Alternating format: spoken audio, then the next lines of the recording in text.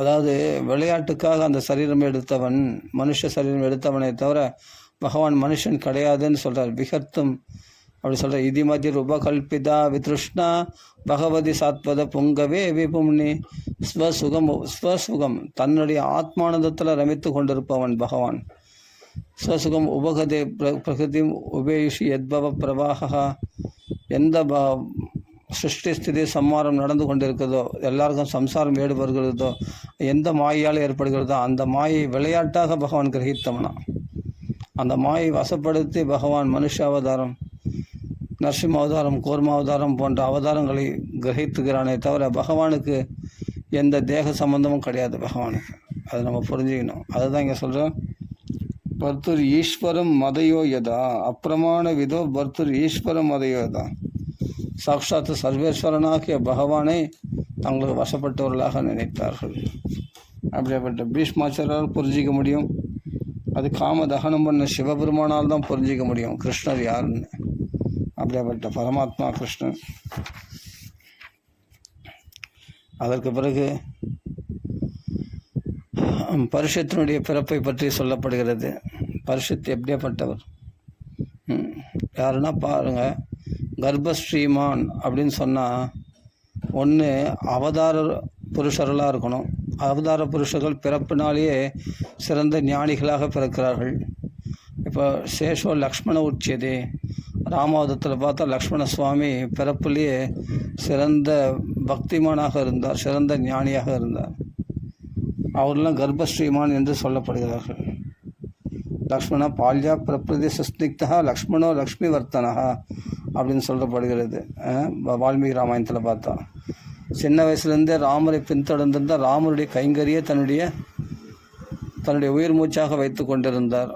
அப்படிப்பட்ட லக்ஷ்மண சுவாமி. லக்ஷ்மணா லக்ஷ்மி வர்த்தனகா. எந்த லக்ஷ்மி அவரிடத்தில் அதிகமாச்சுன்னா பகவானுடைய தொண்டு என்ற லக்ஷ்மி அதிகரித்தது. அது எப்படி அவருக்கு மட்டும் சாத்தியமாயிற்று அப்படின்னா அது அவதார புருஷர்கள் தான் அது மாதிரி பண்ண முடியும். பகவத் சேவையிலேயே தன்னை பூர்ணமாக அர்ப்பணிக்க முடியும். அப்படி இருந்தால் அவரெல்லாம் கர்ப்பஸ்ரீமான்னு சொல்கிறோம். இப்போது கர்ப்பஸ்ரீமான்னா பரம்பராகதமாக சொத்து வச்சுட்டு இருக்கிறவங்க. அப்பா அதுக்கு முன்னாடி பாட்டனார் சேர்த்து வச்ச சொத்து, அதுக்கப்புறம் அப்பா வழியில் வரக்கூடிய சொத்து இப்போ பேரன் அனுபவிக்கிறான். பிள்ளை அனுபவிக்கிறான்னு சொன்னால் அவன் என்னென்னா தான் பாடுபட்டு சம்பாதிக்காத சொத்து. ஆனால் பரம்பராகதமாக வரக்கூடிய சொத்து. அவன் பிறந்த போதிலிருந்தே பெரிய கோடீஸ்வரனாக பிறக்கிறான், கோடீஸ்வரன் வீட்டில் பிறக்கிறான் அப்படின்னா அவன் கர்ப்பஸ்ரீமான் அப்படின்னு சொல்கிறான் இல்லையா. இயற்கையிலேயே அவனுக்கு பெரிய பணக்காரன்னு சொல்கிறோம். இது இந்த சொத்து எப்படின்னா வெளி உலகத்து சொத்து இல்லையா. ஆமாம், வெளிப்புறமான சொத்து இது. ஆனால் உண்மையான சொத்து எதுனால ஞானம்தான் பெரிய சொத்து. அந்த ஞானம்தான் உண்மையான ஸ்ரீ. அப்போது இவர்களை கர்ப்பஸ்ரீமான்னு சொல்கிறோம். சாதாரண பெரிய பணக்காரன் வீட்டில் பிறந்தாவே அவனுக்கு கர்ப்பஸ்ரீமான், பிறக்கும்போதே பெரிய பணக்காரன்னு சொல்கிறோம். ஆனால் அதை விட பெரிய செல்வம் எதிரான்னு கேட்டால் ஞானம்தான். ஞானம், பக்தி, இதுதான். அப்படியேப்பட்ட கர்ப்பஸ்ரீமான்கள் யாருன்னு கேட்டால் அவதார புருஷராகிய லக்ஷ்மண சுவாமி. சேஷோ லக்ஷ்மண உச்சியதே. ஆதிசேஷனுடைய அவதாரமாக அவரை சொல்லப்படுகிறது. அதுக்கப்புறமா கர்ப்பஸ்ரீமான் அப்படின்னா கர்ப்பத்தில் இருக்கும்போதே பகவானுடைய கிருபையினாலேயோ அல்லது மகானுடைய கடாட்சத்தினாலேயோ இயற்கையிலே அவர்கள் ஞானம் வந்தவர்கள். இப்போ பிரகலாதனை பார்க்குறோம். பிரகலாதன் எப்படின்னா கயாதனுடைய கர்ப்பத்தில் இருக்கும்போதே நாரதருடைய அனுக்கிரக மாத்திரத்தினாலே கர்ப்பஸ்ரீமானாக இருந்தார். அப்படிப்பட்ட பகவானுடைய நாரதருடைய உபதேசத்தை பிடித்து கொண்டு அனவரதமும் நாராயண நாமத்தை ஜெபிச்சுட்டே இருந்தார் இல்லையா. அவரெல்லாம் கர்ப்பஸ்ரீமான்னு சொல்கிறோம். இப்படி 4 விதமாக சொல்லப்படுது. ஒன்று அவதார புருஷர்களாக இருக்கணும், இல்லை பிரகலாதன் இதுபோல் பிரகலாத முதலானவர்கள் கர்ப்பத்திலேயே பகவானுடைய கடாட்சம், இல்லாட்டி மகான்களுடைய கிருபையினால் அவர்கள் கர்ப்பஸ்ரீமான்கள் ஆகிறார்கள். இன்னொரு விதம் என்னன்னு கேட்டால் விட்டகோர தொட்டகோரம் சொல்லக்கூடிய பூர்வ ஜென்மனி அனுசிக்ஷிதம், முன் ஜென்மத்தில் அனுஷ்டித்த அப்படியேப்பட்ட. இப்போ பரத யோகேஸ்வரர் இருக்கார் இல்லையா. பரத யோகேஸ்வரர் முன் ஜென்மத்தில் ராஜாவாக இருக்கும்போது நிறைய பகவானிடத்தில் கண்டகி நதி கரையில் எவ்வளோ பக்தி பண்ணார். எப்படி கிருஷ்ண அர்ச்சனைகள் அப்படி பண்ணார். அப்படி அவரை மாதிரி அர்ச்சனை பண்ணவும் கிடையாது. அப்படியேப்பட்ட பாவ சமாதி கைகூடினவர் அவர். கிருஷ்ணனே பிரத்யட்சமாக அவருக்கு இருதயத்தில் தெரிவாராம். அந்த பூஜையே மறந்துடுவாராம். அப்படி பக்தி பண்ணார் அவர், கிருஷ்ண பக்தியை. அப்படிப்பட்டவர் தான் கடைசியில் மான் இடத்துல பட்டு கொண்டு மான் பிறவி எடுத்த போது கூட கிருஷ்ணார்ச்சனை பிரபாவம் நோ ஜஹாதின்னு கிருஷ்ண அர்ச்சனையில் மூழ்கி இருந்ததுனால, அப்படிப்பட்ட பக்தி பண்ணதுனால மான் பிறவி எடுத்தால் கூட அவருக்கு முன் ஜென்மத்தினுடைய ஞாபகம் இருந்தது.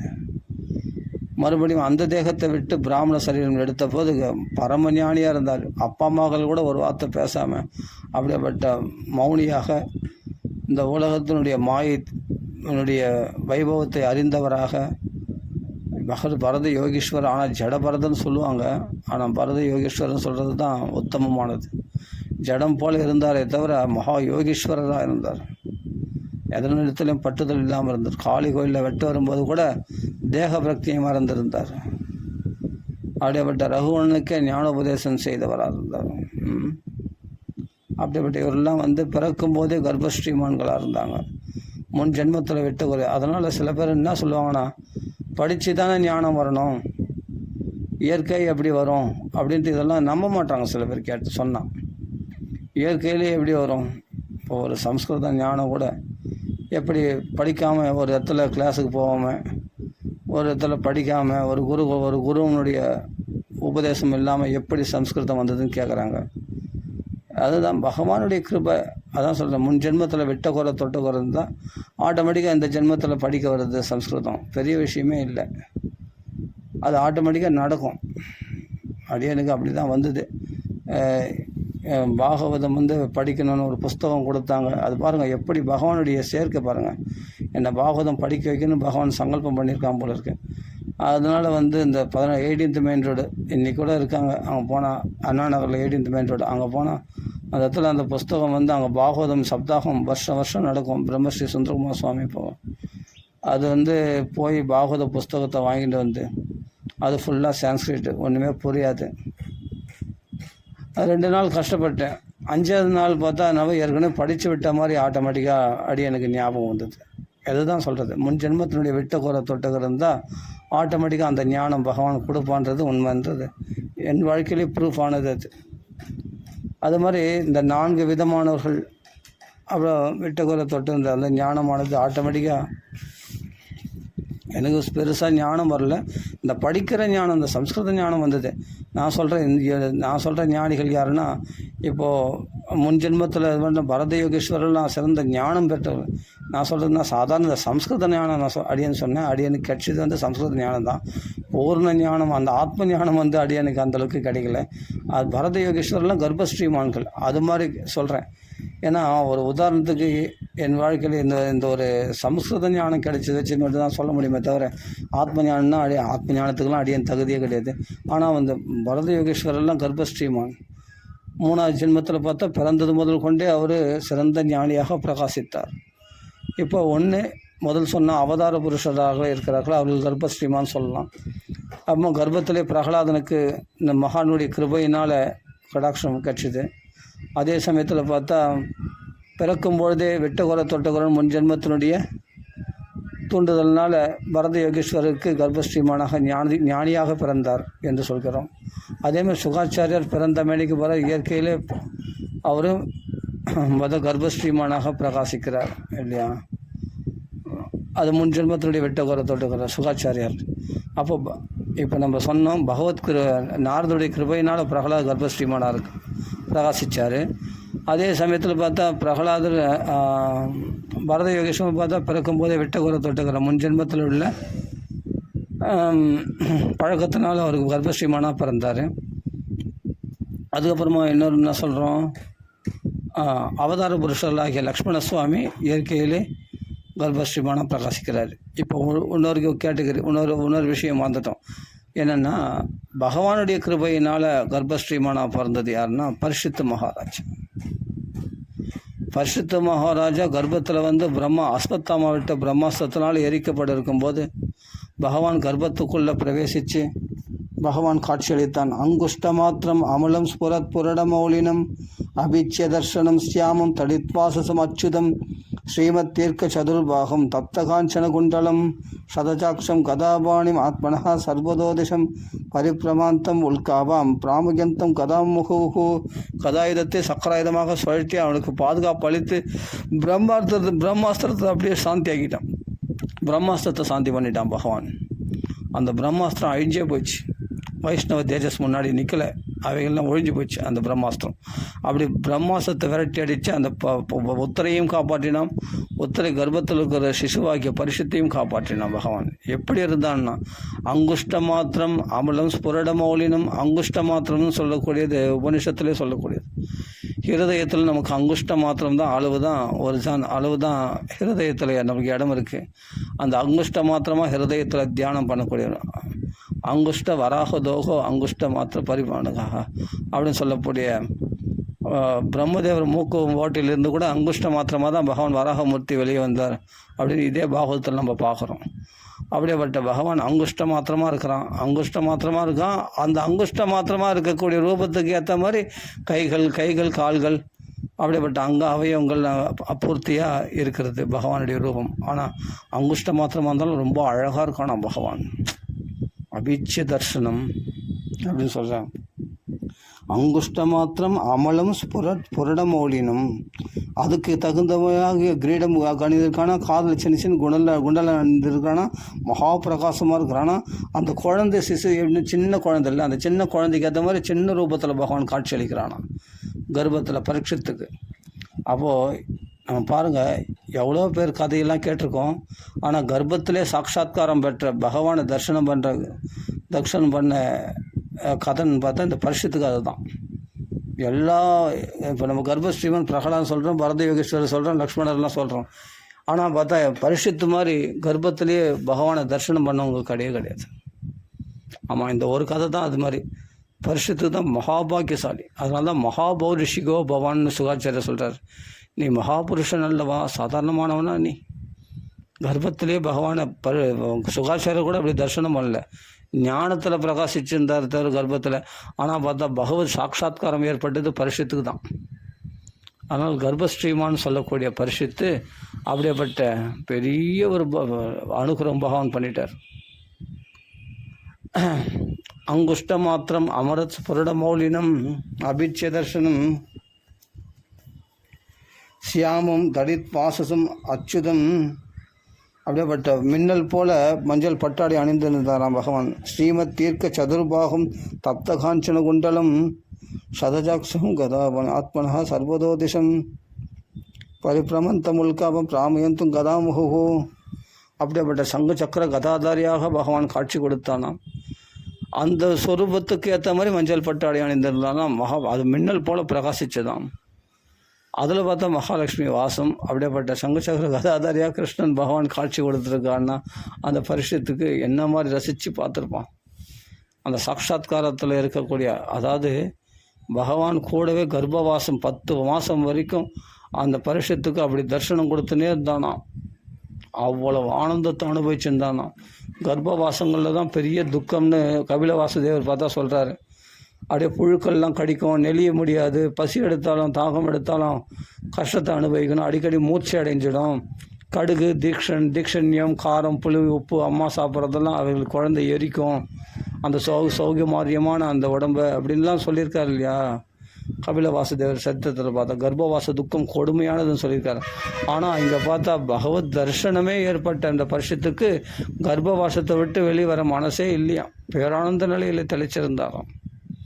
அந்த கர்ப்பவாசமே அவருக்கு பேரானந்தமாக இருந்துதான். அதனால தான் வெளியில் குழந்தை பிறந்த பிறகு கூட நம்ம கர்ப்பத்தில் பார்த்த புருஷன் இவரோ என்று சோதித்து பார்த்ததுனால, அது பரீட்சை பண்ணி பார்த்ததுனால பரிசுத்துனே பேர் ஏற்பட்டது அவருக்கு.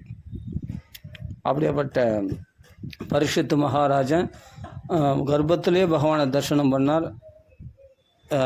பகவான் சொல்கிறான், நாகம் வசாமி வைகுண்டே அப்படின்ட்டு. ஒரு பக்தன் இருந்த பகவானே கர்ப்பவாசம் பண்ணான்னு சொன்னால், கர்ப்பவாசம்தான் பெரிய துக்கம்னு சொல்லுவாங்க. அந்த கர்ப்பவாசத்தில் போய் பகவான் பண்ணுவானான்னு கேட்டால், எல்லாரும் கேட்குறது பகவான் இடத்துல கர்ப்பவாசம் வேணாம் தானே கேட்பாங்க. ஆனால் பரிசுத்து கர்ப்பவாசத்துலேயே பகவான்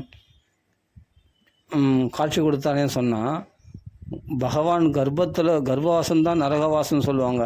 அப்படியேப்பட்ட கர்ப்பவாசத்தில் சொல்கிற ஒரு பக்தன் இருந்துட்டான்னா பகவான் கர்ப்பத்துலேயும் வாசம் பண்ண தயாராம்.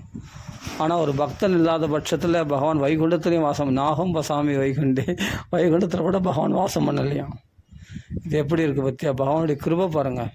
அந்த கிருஷ்ண பரமாத்மா எப்படி பூர்ண அனுக்கிரகம் பண்ணிட்டார். ஏன்னா பின்னாடி 30 வருஷம் பொறுத்து பாகவதம் கேட்க போகிறான்னு சொல்லிட்டு முன்னாடியே கர்ப்பத்தில் பரிஷத்துக்கு அப்படி தரிசனம் கொடுத்துட்டாராம். அப்படியேப்பட்ட கர்ப்பஸ்ரீமான் யாருன்னா பரிஷத்து மகாராஜ். அப்படியேப்பட்ட மகாத்மா சாதாரணமானவர் கிடையாது, பெரிய மகாத்மா. கதை சொல்கிறவர்கள் சுகாச்சாரியம் நம்ம வசதியாக சொல்கிறோம், ஆனால் கதை கேட்பவருடைய கதையை கேட்டு பாருங்கள் எப்படி இருக்குது, ஆச்சரியமாக இல்லை? சாட்சாத்காரம் இன்னும் பாகவதமே கேட்கல, சாட்சாத்காரம். ஆனால் அதுக்கு முன்னாடி சாட்சாத்காரம் ஆகிப்போச்சு. பகவான் கர்ப்பத்திலே தரிசனம் பண்ணிட்டான், எந்த சாதனையும் பண்ணல. என்னென்னவோ மூக்க படிச்சுன்னு உட்காந்துருக்கோம், இருட்டில் இறைவனை தேடுறோம், கண்ண முடியுன்னு என்னென்னவோ பண்ணுறாங்க, எவ்வளோ சாதனைகள் பண்ணுறாங்க, ஒரு சாதனை பண்ணல. என்ன பாக்கியம் பண்ணா பாருங்க. பரிசுத்து கர்ப்பத்திலே பகவத் தரிசனம் ஆயிடுச்சு, சாட்சாத்காரம் ஆகிப்போச்சு. இந்த பாக்கியம் கிடைக்குமா? நாரதரே தியாயதா சரணாம்போஜம் அப்படின்னு தியானம் பண்ணார். ஒரு தடவை தரிசனம் கொடுத்து பகவான் மறந்துட்டா 10 மாதம் வரைக்கும் அந்த குழந்தைக்கு தரிசனம் கிடைச்சுட்டே இருந்ததாமே. அப்படின்னா சாதாரண விஷயம் இல்லை. இதெல்லாம் இந்த பரிசுத்தை பெற்ற பாக்கியம். ஆஹா, பெரும் பாக்கியம். கதை கேட்குறவங்க சொல்கிறோம், கதை கேட்குற பரிசுத்துன்னு சொல்கிறோம். பரிசுத்துக்கு கர்ப்பத்திலேயே உனக்கு நான் இருக்கேன் கவலைப்படாதுன்னு முதல்ல அவையும் கொடுத்துட்டார். அதுக்கு பிறகு அவனுக்கு பயப்பட வேண்டிய அவசியமே இல்லை. பகவானுடைய பாதுகாப்பு பூர்ணமாக இருக்குது. இப்படிப்பட்ட கர்ப்பஸ்ரீமான் ஆகிய பரிசுத்து அவதரிக்கிறார்.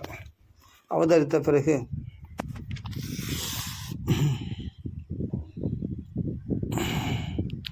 அப்படிப்பட்ட சாட்சாத்காரமான கர்ப்பவாசத்துலேருந்து வெளியே அவதாரம் பண்ண பிறகு அவருக்கு ஜாதகர்மா பண்ணுறாங்க. ஜாதகர்மாலாம் பண்ணும்பொழுது மகான்கள் நாமகரணம் செய்கிறார்கள். அப்படிப்பட்ட விஷ்ணுவால் காப்பாற்றப்பட்டதுனால் விஷ்ணுராதன்னு பேர். இவன் என்னென்னா ஏஷலோக விக்கியாத லப்தாபச்சிதையா சர்வே பிரஜக்முக ஸ்வகான் மகான் இது ராஜ்யா உபாதிஷ்ய விப்ரா ஜாதக கோவிதாக லப்தாபச்சிதையா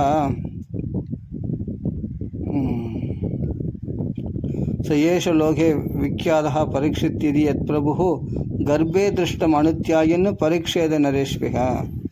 நான் கர்ப்பத்தில் பார்த்த அந்த மனுஷன் யார், அந்த பரம்பொருள் யார்? மனுஷனை போல் இருந்தார், ஆனால் சங்கச்சக்கரதாரியே இருந்தார். அந்த பரம்பொருள் யார்? பரீட்சேத நரேஷ்பிகா. அந்த மனுஷர்களுக்குள்ளே பரீட்சை பண்ணாராம், அதனால் அவருக்கு பரீட்சத்துன்னு பேர் ஏற்பட்டதான். கர்ப்பே திருஷ்டம் அனுத்தியாயன் பரீட்சேத நரேஷ்பிகா. கர்ப்பத்தில் பார்த்த அந்த பகவான் யாருன்னு மனுஷர்களை பரீட்சை பண்ணி பார்த்ததுனால அவருக்கு பரீட்சித்துன்னு பேர் இருந்தான். ஏஷ லோகே விக்கியாத பரீட்சித்து இது யத் பிரபு. அருமையான ஸ்லோகம், என்ன ஒரு பாக்கியம் பாருங்க. அப்படியேப்பட்ட அந்த ஜாதகர் பிராமணர்கள்லாம் பார்த்து கேட்குறார் யுதிஷ்டிரர், அப்யேஷ வம்சியான் ராஜரிஷின் புண்ணிய ஸ்லோகான் மகாத்மனஹா அனுவர்த்திதா ஸ்மித்யசா சாதுவாதேன சத்தமஹா. இவர் புதுசாக எதுவும் குணங்களை சம்பாதிக்க வேண்டாம், நம்ம எங்களுடைய முன்னோர்களை அனுசரித்திருப்பானா அந்த குழந்தை என்று கேட்கிறார். புதுசாக எதுவும் சம்பாதிக்க வேண்டிய அவசியம் இல்லை. நம்ம எங்கள் முன்னோர்கள் ராஜரிஷிகளாகி எங்கள் முன்னோர்கள் எப்படி ஆண்டார்களோ அப்படி ஆழ்வானா அந்த குழந்தை அப்படின்னு கேட்குறாரு தர்மபுத்திரர்.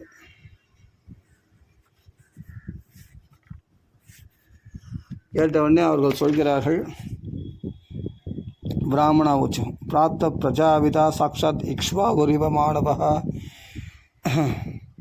அப்படியேப்பட்ட சூரிய வம்சத்தில் தோன்றிய இக்ஷ்வாகு மன்னவன் போல ராஜ்யத்தை ஆளுவான். மனுஷர்களுக்கு பிரியமான இக்ஷ்வாகுன்னா இக்ஷ்வாகு தான். இக்ஷ்வாகுகள் தான் பிரம்மதேவர் அந்த ரங்கநாதனை கொடுத்து சேவிக்க வச்சார். அந்த இக்ஷ்வாகு மன்னன் அப்படி ரங்கநாதனை சேவித்து ஆராதனை பண்ண பக்திமானாக திகழ்ந்தார். அந்த இக்ஷ்வாகு வம்சத்தில் பகவானே ரங்கநாதனே ராமராக அவதாரம் பண்ணார். அப்படி இக்ஷ்வாகு வம்ச பிரபவோன்னு சொல்கிறார் பாருங்கள். நாரதரே ஆரம்பிக்கும் போது இக்ஷ்வாகு வம்ச பிரபவோ ராமோ நாம ஜனேஸ்ருதக வால்மீகி ராமாயணத்தில் பார்த்தா வரும். ஏன் அந்த இக்ஷ்வாகு தான் அவ்வளோ சிறந்த ராஜாவை, அப்படியேப்பட்ட தர்மாத்மாவாக வாழ்ந்து வந்தவர். அவருடைய பெருமை ரொம்ப புகழுடையது. ரங்கநாதனை ரங்கநாதனை வச்சு சேவித்தவர் அவர். அப்படி சேவிச்சுட்டு வந்தார் இக்ஷ்வாகு மன்னன். அந்த இக்ஷ்வாகு வம்சப்பிரபோ, இக்ஷ்வாகு வம்சம் சொல்கிறது தான் பெருமையாக அப்படின்னு நாரதர் வால்மீகி சொல்கிறார் ராமாயணத்தில் பார்த்தா. இக்ஷ்வாகு வம்சப்பிரபோ ராமோ நாம ஜனிஸ்ருதா, அப்படி ரங்கநாதன் அவர் ஆராதிச்சு வந்ததுனால் இக்ஷ்வாகு ராமன்ற பேரால் பகவான் அவதாரம் பண்ணியிருக்கான் அப்படின்னு நாரதர் சொல்கிறார் இல்லையா. அப்போ அந்த இக்ஷ்வாகு மன்ன எப்படி ஆண்டிருப்பார் பாருங்க, எப்படி ராஜ்யத்தை ஆண்டிருப்பார் பாருங்க. அப்படியேப்பட்ட இக்ஷ்வாகு போல தர்மாத்மாவாக இருப்பார்னு சொல்கிறார். பிரம்மண்யா சத்யசந்தஸ்ச ராமோ தாசரதிர்யதா, பிரம்மண்யனாக பிராமணிடத்தில் சிறந்த பக்தி உள்ளவராக, அதே சமயத்தில் சத்யசந்தன் கேட்டால் சத்யசந்தன் யாருன்னா ராமர் தான் சொல்லுவாங்க. யார் கேட்டாலும் ராமர் தானே சத்தியத்தை காப்பாற்றுறது தானே, காப்பாற்றுறது தானே அவர் வனவாசத்துக்கு போனது. அப்பாவுக்கு கொடுத்த வாக்கு சத்தியத்தை நிறைவேற்றுவதற்காக 14 வருஷம் வனத்துக்கு போகினார் இல்லையா ராமச்சந்திரமூர்த்தி. அப்படியேப்பட்ட சத்யசந்தன் ராமன் எப்படியோ அது மாதிரி இருப்பாராம். தாசரதின்னு ஒரு பதம் வரும். ஏன்னா தசரதற்கு கொடுத்த சத்தியத்துக்காக பித்ருவாக்கிய பரிபாலனம் செய்வதற்காக வனத்துக்கு போனேன். அப்படியேப்பட்ட சத்யசந்தனாக இருப்பார் இந்த பரிசுத்த மகாராஜா என்று சொல்கிறார். பிரம்மண்யா சத்யசந்தஸ்ச ராமோ தாசரதிர்யதா, அது மாதிரி சொல்கிறார்.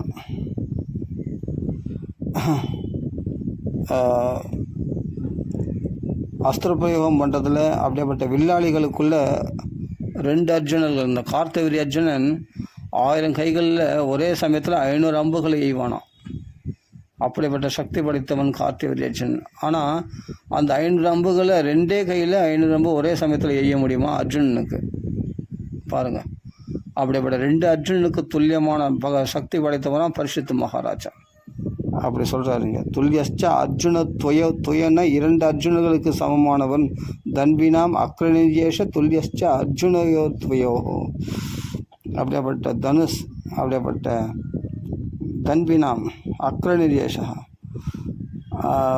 வில்லாளிகளுக்குள் முதன்மையானவராக பிரகாசிப்பவராக இருக்கிறார்.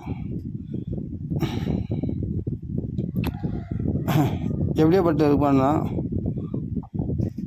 உதாசைவ துர்தர்ஷா, அக்னி பகவான் போல் தேஜஸ்வியாக இருப்பாராம். சமுத்திரைவ துஸ்தரா, சமுத்திரத்தை போல் கடக்க முடியாதவராக இருப்பாராம். மிருகேந்திரைவை விக்ராந்தா, பராக்கிரமத்தில் சிம்மம் போல் இருப்பாராம். நிஷேயோ ஹிமவாணிவ, சரணம் அடைவர்களுக்கு ஹிமயமலை போல் இருப்பாராம். சாதுக்கள் சரணாலயமாக சொல்லக்கூடிய ஹிமயமலை எப்படி இருக்கிறதோ அது மாதிரி சாதுக்களுக்கு உறைவிடமாக இருப்பாராம் அவர். அப்படிப்பட்டவர் யார்? பரிசுத்த மகாராஜா. திதிக்ஷுர் வசுதேவாசு, பொறுமையில் பூமி தேவி போல இருப்பார். சகிஷ்ணு பிதரா விவ, ஒரு குழந்தைகளுடைய தப்பை அப்பா அம்மா பொறுத்துற மாதிரி சகித்து கொள்ள போவதாக இருப்பாராம். யார்? பரிசுத்த மகாராஜா. பிதாமக சமசாமியே, எல்லாரையும் சம பாக்கத்தில் பிரம்மதேவர் போல இருப்பாராம். பிரசாதே கிரிசோபமாக, சீக்கிரம் சந்தோஷம் அடையதில் சிவபெருமான் போல இருப்பாராம். ஆசிரிய சர்வபூதானம் யதா தேவ ரமாஸ்ரயா, மகாலட்சுமிக்கு ஆசிரியம் அளித்த அப்படிப்பட்ட நாராயணன் போல சகல ஜீவராசிகளுக்கும் அபயம் அளிப்பவராக இருப்பாராம். அப்படிப்பட்ட ஆசைக்கத்தக்கவராக இருப்பாராம் பரிசுத்த மகாராஜா. சத்குணமாகாத்மிய ஏஷ கிருஷ்ணம் அனுவிரதா, சகல கல்யாண குணங்களில் கிருஷ்ணனை அனுசரித்து கிருஷ்ணனை போலவே சகல கல்யாண குணங்கள் கொண்டவராக இருப்பார் பரிசுத்த மகாராஜன் என்று சொல்கிறார். இதெல்லாம் சொல்லிட்டு கடைசியில் என்ன சொல்ல, பிரகராதைவ சத்கிரக, சத்தை கிரகிச்சுன்னா அசத்தை விட்டுணும். தூணில் பகவானையே பார்த்தான், இவன் தூணை தான் பார்த்தான் இரணிகசிபு. தூணில் பகவானை பார்த்தான், அந்த சத்தை கிரகிச்சு தான் அசத்தை விட்டுட்டான். பகவான் தெரியான்னா அவன் தூண் தான் தெரியுதுன்றான் இரணிகசிபு. எனக்கு பகவான் தான் தெரியுறான்னு சொல்கிறான் பிரகலாதன். அப்படிப்பட்ட சத்து கிரகிச்சவனாம் பிரகலாதன். அப்படிப்பட்ட பிரகலாதன் போல பிரகலாத இவ சத்கிரக, அப்படிப்பட்ட இவன் என்னன்னா இவன் 10 திக்கில் இவனுடைய ரதம் செல்லும். அப்படிப்பட்ட எல்லா ராஜாக்களையும் ஜெயிச்சு சிறந்த வீரனாக பிரகாசிப்பான். அதுக்கு பிறகு இவன் கலியை இவன் நிக்கிரகம் பண்ணுவான். கலியையே அடக்கிடுவான். அதே கலியினால் வஞ்சிக்கப்பட்டு ஒரு ரிஷிக்கு அபராதம் செய்து அந்த ரிஷியினுடைய சாபத்தினால அவனுக்கு தக்ஷகன் என்ற தேவநாகத்தினால் தீண்டப்பட்டு 7வது நாள் மரணம் அடைய போகிறான். அந்த 7 நாள் மறந்து கேள்விப்பட்டு உடனே ஒரு குருநாதராகிய சுகாச்சாரியை ஆசிரியித்து பாகவதம் கேட்டு ஜென்மா கரையேற்றி கொள்ளப் போகிறான் என்று ஜாத கர்மாவை தீர்மானித்தவர்கள் பிராமணர்கள்லாம் இப்படி சொல்கிறார்கள் பரிசுத்தினுடைய பெருமையை. சொன்ன உடனே தர்மபுத்திரர் சந்தோஷமே அடைஞ்சாராம். ஏன்னா 100 வருஷம் வாழ்ந்து ஸ்ரேயசத்தை அடிக்காமல் மோட்சத்தை தேடி பகவானை அடையாமல் வியர்த்தமாக மனுஷ பிறவி எடுக்கிறத காட்டிலும் வீண் கால பொழுத கழிக்கிறத காட்டிலும் 30 வருஷம் வந்தாலும் பகவானை சேயச மார்க்கத்துக்காக தன் முயற்சி பண்ணுறான்னா அந்த ஆயுசு தான் சிறந்த ஆயுசு என்று தீர்மானித்தார். தர்மபுத்திரருக்கு தர்மம் தெரியும் இல்லையா, தர்மம் தெரிந்தவர்களுக்கு சிறந்தவராச்சு தர்மபுத்திரர். அதனால் சந்தோஷம் அடைந்தாராம். ஒரு மனுஷன் 100 வருஷம் வாழ்ந்துட்டான், 1000 வருஷம் வாழ்ந்துட்டான்றது பெரிய விஷயம் இல்லை. வியர்த்தமாக வீண் பொழுதுபோக்கில் காலத்தை வீணடிக்கிறதுனால என்ன லாபம் பகவான் அடையாமல்? ஆனால் கொஞ்ச நாள் வாழ்ந்தால் கூட பால மரணம் பாகவதருடைய வீட்டில் கிடையாது.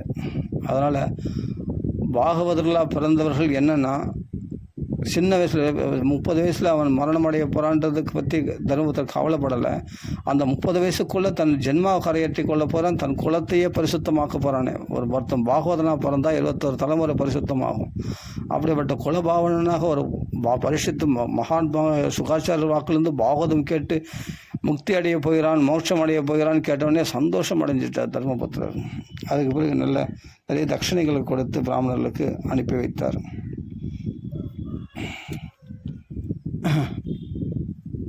அதற்கு பிறகு விதுரர் வரார். விதுரர் தீர்த்த யாத்திரையாக போனார் இல்லையா, போர் ஆரம்பிக்கிறதுக்கு முன்னாடியே போயிட்டார் தீர்த்த யாத்திரையா. இந்த துரியோதனன் தான் யாரையும் வாழ விட மாட்டானே, யாரையும் கிட்ட நெருங்க விட மாட்டான். ஒரு சாது வீட்டில் இருக்கக்கூடாதுன்னு சொல்லிட்டு இருந்தவர் ஒரே சாதுவாகிய விதுரர் தான் நியாயத்தை பேசிட்டு இருந்தார். அவரையும் துரத்தி அடிச்சிட்டான் துரியோதனன். அவர் என்ன பண்ணார்? ஒன்றும் பண்ணல. இதெல்லாம் மாயனுடைய விளையாட்டு, பகவானுடைய விளையாட்டு, லீலை இதெல்லாம் அப்படின்ட்டு எல்லாம் லீலையாக பார்த்துன்னு போகிறது தான் மகானுடைய தன்மையே. அதெல்லாம் பெருசாக எடுத்துக்க மாட்டாங்க அவங்களாம். தான் பகவானுடைய லீலை, பகவானுடைய சங்கல்பத்து நமக்கு என்ன தெரியும்? எதுக்காக ஒரு செயல் நடக்குதுன்னு நமக்கு என்ன தெரியும்? இது மாயை அப்படி விளையாடுதுன்னு சொல்லிட்டு அவர் பாட்டு சிரிச்சுட்டு கம்முன்னு போயிட்டார். அவ்வளோதான். அவர் தீர்த்த யாத்திரையாக போயிட்டார். எங்கே பாண்டவர்களோடு போய் சேர்ந்துட்டு போகிறோன்னு துரியோதனன் நினச்சிக்க போகிறான்னு சொல்லி உடனே வாசல்லையே அந்த வைஷ்ணவ தனுசை வாசல்லையே வச்சுட்டு போயிட்டார். அவர் பாட்டுக்கு வச்சுட்டு போயிட்டார். அவர் பாட்டுக்கு தீர்த்த யாத்திரையாக போயிட்டார். அருமையாக அவர் தீர்த்த யாத்திரை பகவானுடைய கோயில் கிருஷ்ணம் அனுஸ்மரந்தி. எங்கெங்கெல்லாம் இந்த நாமம் சங்கு சக்கரம் தென்படுகிறதோ கோயில்களில், அந்த கோயில்கள்லாம் அதெல்லாம் பார்க்கும்போது நாராயணனா தோணாதான், கிருஷ்ணம் அனுஸ்மரந்தி. அப்படியேப்பட்ட கிருஷ்ண பரமாத்மா தான் அவருக்கு ஞாபகம் மூட்டுமா. அப்படியேப்பட்ட தீர்த்த யாத்திரையாக போனவர். அப்படி போனவுடனே அதுக்கப்புறமா போர்லாம் முடிஞ்சு துரியோதனெல்லாம் ஒழிந்து போய் தர்மபுத்திரர் ராஜ்யத்தை ஆள்கிறார், கிருஷ்ணனுடைய பாதுகாப்பில் இருக்கிறார் என்று தெரிந்து கொண்டு அந்த தர்மபுத்திரர் பார்க்கறதுக்காக வந்தாராம். வந்தபோது சூதவாச்ச தீர்த்த யாத்திராயாம் மைத்ரேய ஆத்மனோகதிம் ஞாத்வாகா தாஸ்தினபுரம் தயா பாப்த விவித்சிதா. இதுக்கு முன்னாடி இது மைத்ரேயரை போய் ஆசிரித்து அவரிடத்தில் இந்த ஞானோபதேசம் பெற்றார், பாகவதத்தை பெற்றுக்கொண்டார் இல்லையா விதுரர். அது பின்னாடி 3ஆம் ஸ்கந்தம் 4ஆம் ஸ்கந்தம் பெரும்பகுதி விதுர மைத்ரேய சம்வாதமாக தான் வரும். அந்த ஞானத்தை பெற்றுக்கொண்டு அதுக்கு பிறகு பாண்டவர்களை பார்க்க வர்றார். பாண்டவர்களை பார்த்த உடனே எல்லாருக்கும் ஒரு சந்தோஷம். தீர்த்த யாத்திரை போயிட்டு வந்திருக்கார். தர்மபுத்திரர் பாண்டவர்கள்லாம் பார்த்து விழுந்து நமஸ்காரம் பண்ணுறாங்க. ஏன்னா அவருக்கு தந்தைக்கு சமமானவர். அவருக்கு உறவில் சித்தபா முறை ஆகுது விதுரர். ஆனால் சித்தபா முறை ஆனாலும் அவர்கள் பாகவதர்களாக ஆகிட்டாங்கன்னா அவர்களை பாகவதர்களாக தான் சரீர பந்துக்களே பாகவதர்களாக இருந்தால் அவர்களை ஆத்ம பந்துக்களாக தான் கவனிக்கணும். அதனால் தர்மபுத்திரர் என்ன பண்ணுற, தன்னுடைய சித்தப்பான்னு நினைக்கலையா, ஆத்ம பந்துவாக நினச்சி அவர் பரம பாகவதர் என்று நினைத்து அவருக்கு அப்படி சேவிக்கிறார், விழுந்து சேவிக்கிறார். சேவித்தாலும் என்னதான் இருந்தாலும் அந்த சித்தப்பான்ற பாசம் விடாது இல்லையா. ஏன்னா அவர் எவ்வளவு நன்மை பண்ணியிருக்கார். அப்படியேப்பட்ட 5 குழந்தைகளோட குந்தி தேவி சேர்ந்தபோது திருதராஷ்டிரன் ஒரு ஆதரவு காட்டாத போது சித்தப்பா முறையாக இருந்தால் கூட தன் தகப்பனாக இருந்து தாயாகவும் தகப்பனாகவும் இருந்து விதுரர் தான் அப்படி பாதுகாத்து வந்தாராம். இவர்களுக்கு எல்லா பாதுகாப்பையும் கொடுத்தது யாருன்னா வளர்த்தவர் யாருன்னா விதுரர் தான் வளர்த்தாராம். பாண்டவரில் எப்படி வளர்த்தாருன்னா அபிஸ்மரதம்னோ யுஷ்மத் பக்ஷாயா சமயதிதான் விபத்கணான் விஷாக்ஞாதிர் மோச்சிதா யத் சமாத்ருகாக.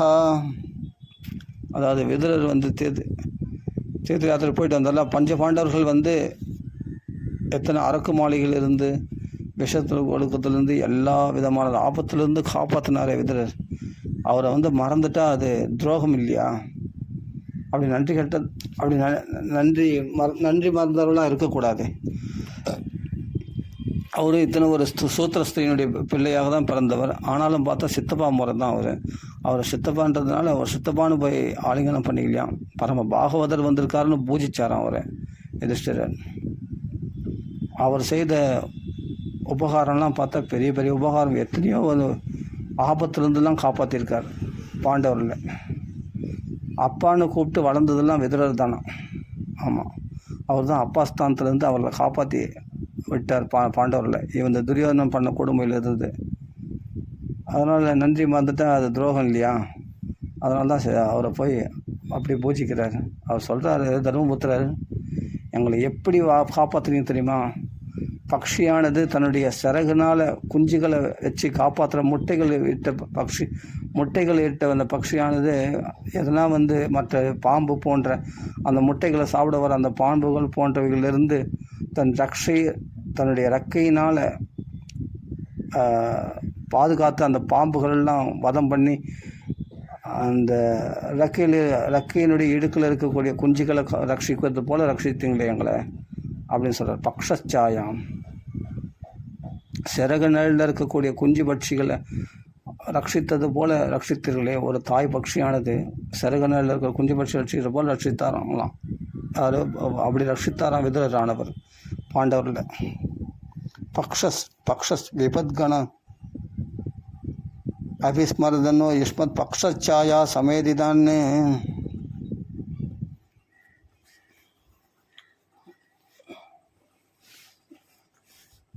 விஷ அக்ஞாது மோச்சிதா எத் சமாத்ருகா, என் தாயோடு பாண்டவர்களாகிய நாங்கள் ரட்சிக்கப்பட்டுமே அப்படின்னு சொல்கிறார். அப்படியேப்பட்ட மகாத்மா நீங்கள், எப்படியாப்பட்ட மகாத்மா, எப்படியாப்பட்ட கிருஷ்ண பக்தர் நீங்கள்.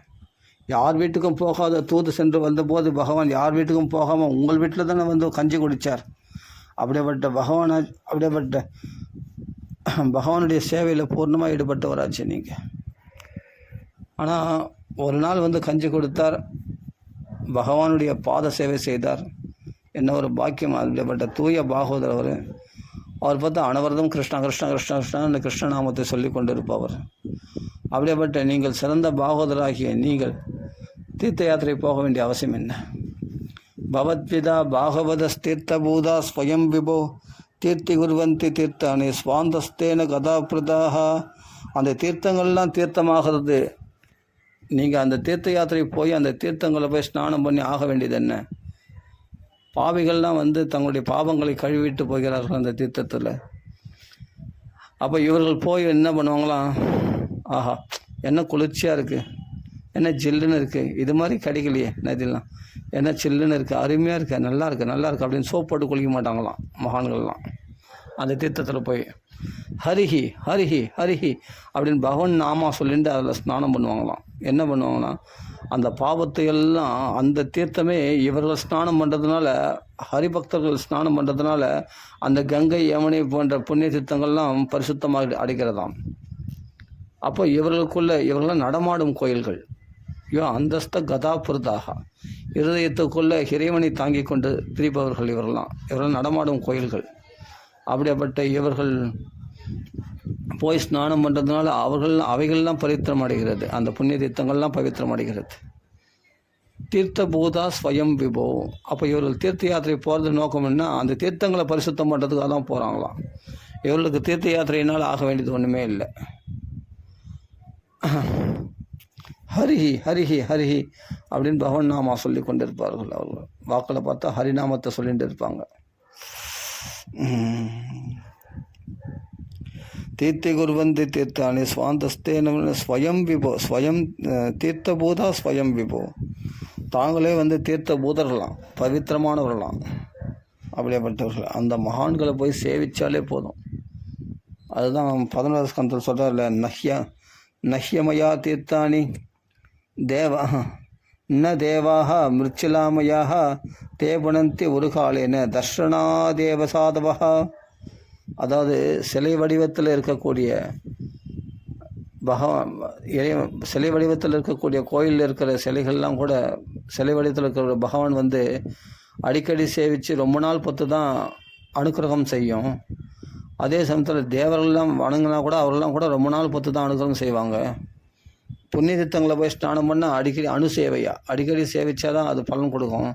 ஆனால் மகான்களை மட்டும் தர்ஷன மாத்திரத்தினாலே இப்போ நம்மளை தர்ஷனம் பண்ண மாத்திரத்திலே நம்மளை பாவனமாக்கிடுவாங்க. அவ்வளோ விசேஷம் சாதுக்கள். அதான் சொல்கிறேன், நஹ்யமயா தீர்த்தானி ந தேவாக மிருச்சிலாமயா தே புனந்தி உருகாலேன தர்ஷனாதேவ சாதவகா. உடனே நம்மளை புனிதமாக்கி விடுவார்கள் சாதுக்கள், அவ்வளோ பவித்திரமானவர்கள். அதாவது புரந்தரதாசர் சொல்கிறார், மகான்களை வந்து சாதாரண ஜனங்களாக நினைக்கிறதே மகா அபச்சாரமாக. சாதுக்கள்லாம் பாகவதர்களை சாதாரண மனுஷனாக நினைக்கிறதே அபச்சாரமாக அவர்களாம். அப்படி சொல்கிறார் புரந்தரதாசர். ஹரிபக்தி உள்ளவா ಶರೀರವೇ ಕುರುಕ್ಷೇತ್ರೇ ನರರಿನ್ನ சுவரில்ல நரகவாசிகளே.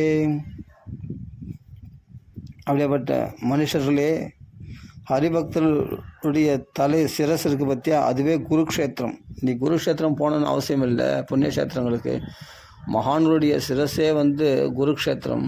அவர்களை பார்த்தாவே நீங்கள் புண்ணியக்ஷேத்திரத்தை பார்த்து சமானம். அவரில் சாதாரண மனுஷனை நினைக்கிறதே அபச்சாரம் என்று தெரிந்து கொள் என்று சொல்கிறார் புரந்தரதாசர். ஸ்ரீதரன் பக்தி சுப சிரவே பதரி சதாமலன் தியானி சுப ஹிருதயே காஷிபுர. அப்படிப்பட்ட ஸ்ரீதரனை நமஸ்கரிக்கின்ற அந்த சிரஸ் இருக்கு இல்லையா, அதுவே பதரிகாசிரமம். ஹரிபக்தி யாரிடத்தில் இருக்கிறதோ அவருடைய சரீரமே குருக்ஷேத்திரமா. ஹரிபக்தி உள்ளவா ஷரீரவே குருக்ஷேத்ரே நரரின்ன சுவரில்லா நரகவாசிகளே. ஹரிபக்தி யாரிடத்தில் இருக்கோ அவருடைய தேகமே என்னென்னா குருக்ஷேத்திரமா. ஸ்ரீதரன் பக்தி சுப சிரவே பதரி. ஸ்ரீதரனை நமஸ்கரிக்கின்ற அந்த சிரசிற்கு பற்றி அதான் பதரிகாசிரமம்மா. சதாமலன் தியானி சுப ஹிருதயே காஷிபுர. சதா எந்த சுத்தமான ஹிருதயத்தில் பகவானை தியானித்துக் கொள்கிறார், அப்படிப்பட்ட அப்பழுக்கட்டவர்களாகிய பாகவதர்கள் தியானிக்கின்ற அந்த ஹிருதயம் இருக்கு பற்றியா, அந்த ஹிருதயமே காஷிபுரமா. மதுசூதன கதைய கேளுவ கேவி மணி கர்ணிகா. மதுசூதன கதைய கேளுவ கேவி மணி கர்ணிகா. மதுசூதனுடைய கதையை கேட்கின்ற அந்த கேவி செவியானது இருக்கு இல்லையா, காது, அது மணிகர்ணிகா என்று தெரிந்து கொள்ளுங்கள். அப்படிப்பட்ட அவர்களுடைய பாதமே வந்து சேதுவாம். அந்த பாதமானது பகவானுடைய கோயில்களை பரிக்கிரமா செய்கின்ற அந்த சாதுக்களுடைய பாதங்கள் இருக்கே, அதுதான் சேதுவாம். அந்த ராமேஸ்வரம் சேதுன்னு சொல்கிறோம், அதுதான். அதனால் தீர்த்த யாத்திரைக்குன்னு தனியாக போக வேண்டாம், சாதுக்களை தரிசனம் பண்ணிட்டு இருந்தாவே போதும். அவர்கள் பத்ராச்சல ராமதாஸ் சொல்கிறார், பாகவதுல்ல பாத ஜல அப்படின்னு சொல்கிறார். பாகவதருடைய பாத ஜலம் இருக்கே, அதை எடுத்து சிரசில் தரிச்சிக்கும், அதுதான் சர்வ புண்ணிய தீர்த்தங்களுக்கும் இருப்பிடம் அப்படின்னு. பாகவதருடைய பெருமை அத்தகையது. மகான்கள் தான் ரொம்ப ரொம்ப ரொம்ப ரொம்ப உயர்ந்தவர்கள். பகவான் கூட லேட்டாக தான் பலன் கொடுப்பான், ஆனால் மகான்களை ஆசிரிச்சிட்டா பகவான் உடனே பலன் கொடுப்பான். அதான் தர்ஷனாதேவ சாதவகா. தர்ஷன மாத்திரத்தினால சாதுக்களுடைய மகிமை அத்தகையது, உடனே பலன் கொடுத்து விடுவார்கள். அப்படிப்பட்ட சாதுவாம் விதுரர் அப்படி புகழ்கிற பவத்பிதா பாகவத தீர்த்தபூதா ஸ்வயம் விபோ. அப்படிப்பட்ட சகல புண்ணிய தீர்த்தங்களுக்கும் இருப்பிடமாக இருக்கக்கூடியவர் நீங்கள். அப்படிப்பட்ட நீங்கள் அதை சொல்கிறேன். ச கங்கா சகயா சேது ச கங்கா, அதாவது விஷ்ணு தர்மத்தில் சொல்லப்பட்டிருக்கு. ச கங்கா சகயா சேது சச்ச காசி சகாசி சச்ச புஷ்கரம் ஜிஹ்வாக்ரே வர்த்ததே அஸ்ய ஹரிரித்ய அக்ஷரத்வயம். யார் நாக்கில் அனவரதம் ஹரிஹரி ஹரிஹரின்னு பகவன் நாமா ரீங்காரம் விட்டு இருக்கிறதோ அவள் தான் கங்கையாம், அவள் தான் கயாவாம், அவள் தான் சேதுவான். அவள் தான் காசியம், அவள் தான் புஷ்கரமா. புஷ்கரம் கிடைக்கிறது துஷ்கரம் சொல்லுவாங்க. அப்படியேப்பட்ட நாக்கு நுனியில் யாருக்கு ஹரிநாமம் இருக்கிறதோ அவெல்லாம் புஷ்கர தீர்த்தமா. அதனால் ஜிஹ்வாக்ரே வர்த்ததே யஸ்ய ஹரி தியாக்ஷரத்வயம். நாக்கு நுனியில் அனவரதமும் நாமத்தை சொல்லிட்டு இருக்கிற அப்படியேப்பட்ட சாதுக்கள் இருக்காங்க வித்யா. அதனால் கங்கை ஸ்நானம் பண்ணால் கங்கா பலம் மட்டும் கிடைக்கும். கயாக்ஷேத்திரத்தில் போனால் சேவிச்சா கயாக்ஷேத்திர பலன் மட்டும் கிடைக்கும். சேது போய் ஸ்நானம் பண்ணால் சேது பலன் மட்டும் கிடைக்கும். காசியில் போனால் காசி பலன் மட்டும் கிடைக்கும். ஆனால் சாதுக்களை சேவிச்சிட்டா எல்லா பலன்களும் கிடைக்கும். கங்கை பலன், கயாக்ஷேத்திர பலன், சேது பலன், காசி பலன், புஷ்கரம் பலன் எல்லாமே கிடைக்கும். சர்வ தீர்த்தங்களுக்கும் இருப்பிடம். அதனால் தீர்த்த பூதா ஸ்வயம் விபோ, தீர்த்த பூதரெல்லாம் சர்வ தீர்த்தங்களுக்கும் இருப்பிடமாக இருக்கக்கூடியவர்களாம் சாதுக்கள். அப்படிப்பட்ட சாதுக்கள் வந்திருக்கிறீர்கள் என்று அவர்களை தெய்வமாக வச்சு பூஜிக்கிறாங்க விதுரரை. அது பிறகு பார்த்தார். கொஞ்ச நாள் அங்கே தங்கினார் பாண்டவர்களோட. தங்கின்ற போது அவன் பார்த்தா திருதராஷ்டிரன்னா ஒரு அபிமானம் இருக்குது. ஏன்னா கொஞ்ச நாள் தம்பின்னு உறவாடின்னு இருந்தார் இல்லையா. சரி, அவன் என்ன கொஞ்சம் வைராக்கியம் அடைஞ்சாரா இல்லை இன்னும் அஜ்ஞானத்திலே இருக்கிறாரா அப்படின்னு பார்க்கலான்னு வந்தார். ஏன்னா பிள்ளைகள்லாம் போயிடுத்து, இன்னும் கண்ணு தெரியாமல் தடவேண்டி உக்காந்துட்டு இருக்கான். அதனால் சரி போய் விசாரிக்கணும். அண்ணா வச்சே அண்ணா அண்ணி போய் பார்க்கணும், காந்தாரியும் திருதராஷ்டிரனும். ஏன்னா பிள்ளைகள்லாம் இழந்திருக்கார், இப்போ ரொம்ப சோகத்தில் இருப்பார் கண்டிப்பாக. அதனால் அவரை போய் குசலம் விசாரிக்கணும், அவருக்கு ஒரு ஆறுதல் சொல்லணும். அது ஒரு முறை, கண்டிப்பாக சொல்லி ஆகணும் இல்லையா. அதனால் போய் விதுரர் கேட்குறார், அண்ணா 100 பிள்ளை பெற்ற 100ம் போயிடுத்தண்ணா, உனக்கு இந்த மாதிரி நிலைமை ஏற்பட்டுருக்கூடாதுண்ணா அப்படின்ட்டு குசலம் விசாரிக்கிறார். அப்படியேப்பட்ட அவருக்கு சமாதானப்படுத்துறதுக்காக அப்படி பேசுகிறாரு. ஆனால் அவர் என்ன சொல்கிறாரு, திருதராஷ்டிரன் 100 இருந்து எனக்கு 100 போனதை பற்றி எனக்கு கவலை இல்லைப்பா. ஆனால் 100 பிள்ளைக்கு சமமாக அந்த பீமன் வேலைக்கு எனக்கு கரெக்டாக டிஃபன் கொடுத்துட்றான், கரெக்டாக காஃபி கொடுத்துட்றான், வேலைக்கு போண்டா பெரியப்பா என்ன பஜ்ஜி வேணுமா, வேறு எதனா வேணுன்னா கேளுங்க, ஏன் கேட்க மாட்டீங்க அப்படின்னு சொல்லிட்டு பார்த்து கவனிக்கிறான். இது மாதிரி புள்ள உண்டா? 100 இருந்தது 100 முரடுகள். துரியோதனா அப்படின்னு கேட்டால் ஏன் கத்துற, கண்ணும் தெரில ஒன்றும் தெரில, வயசான காலத்தில் இது மாதிரி கத்தின்ட்டு இருக்கிறேன், கம்முனு கடை அப்படின்னு ஏன் சும்மா இம்சை பண்ணுற அப்படின்னு சொல்லிட்டு போவான் துரியோதனன். ஆனால் இந்த புள்ள பீமன் வேலைக்கு டிஃபன் கொடுத்துட்றான், காஃபி கொடுத்துட்றான், வேலைக்கு கரெக்டாக வந்தது, நல்லா நிம்மதியாக இருக்குங்க. உடனே பார்த்து சொல்கிறார் விதுரர், சரி இவன் ரொம்ப சோகமாக இருப்பான், நம்ம சமாதானப்படுத்தலான்னு வந்தால் ஏமாந்துட்டார் விதுரர்.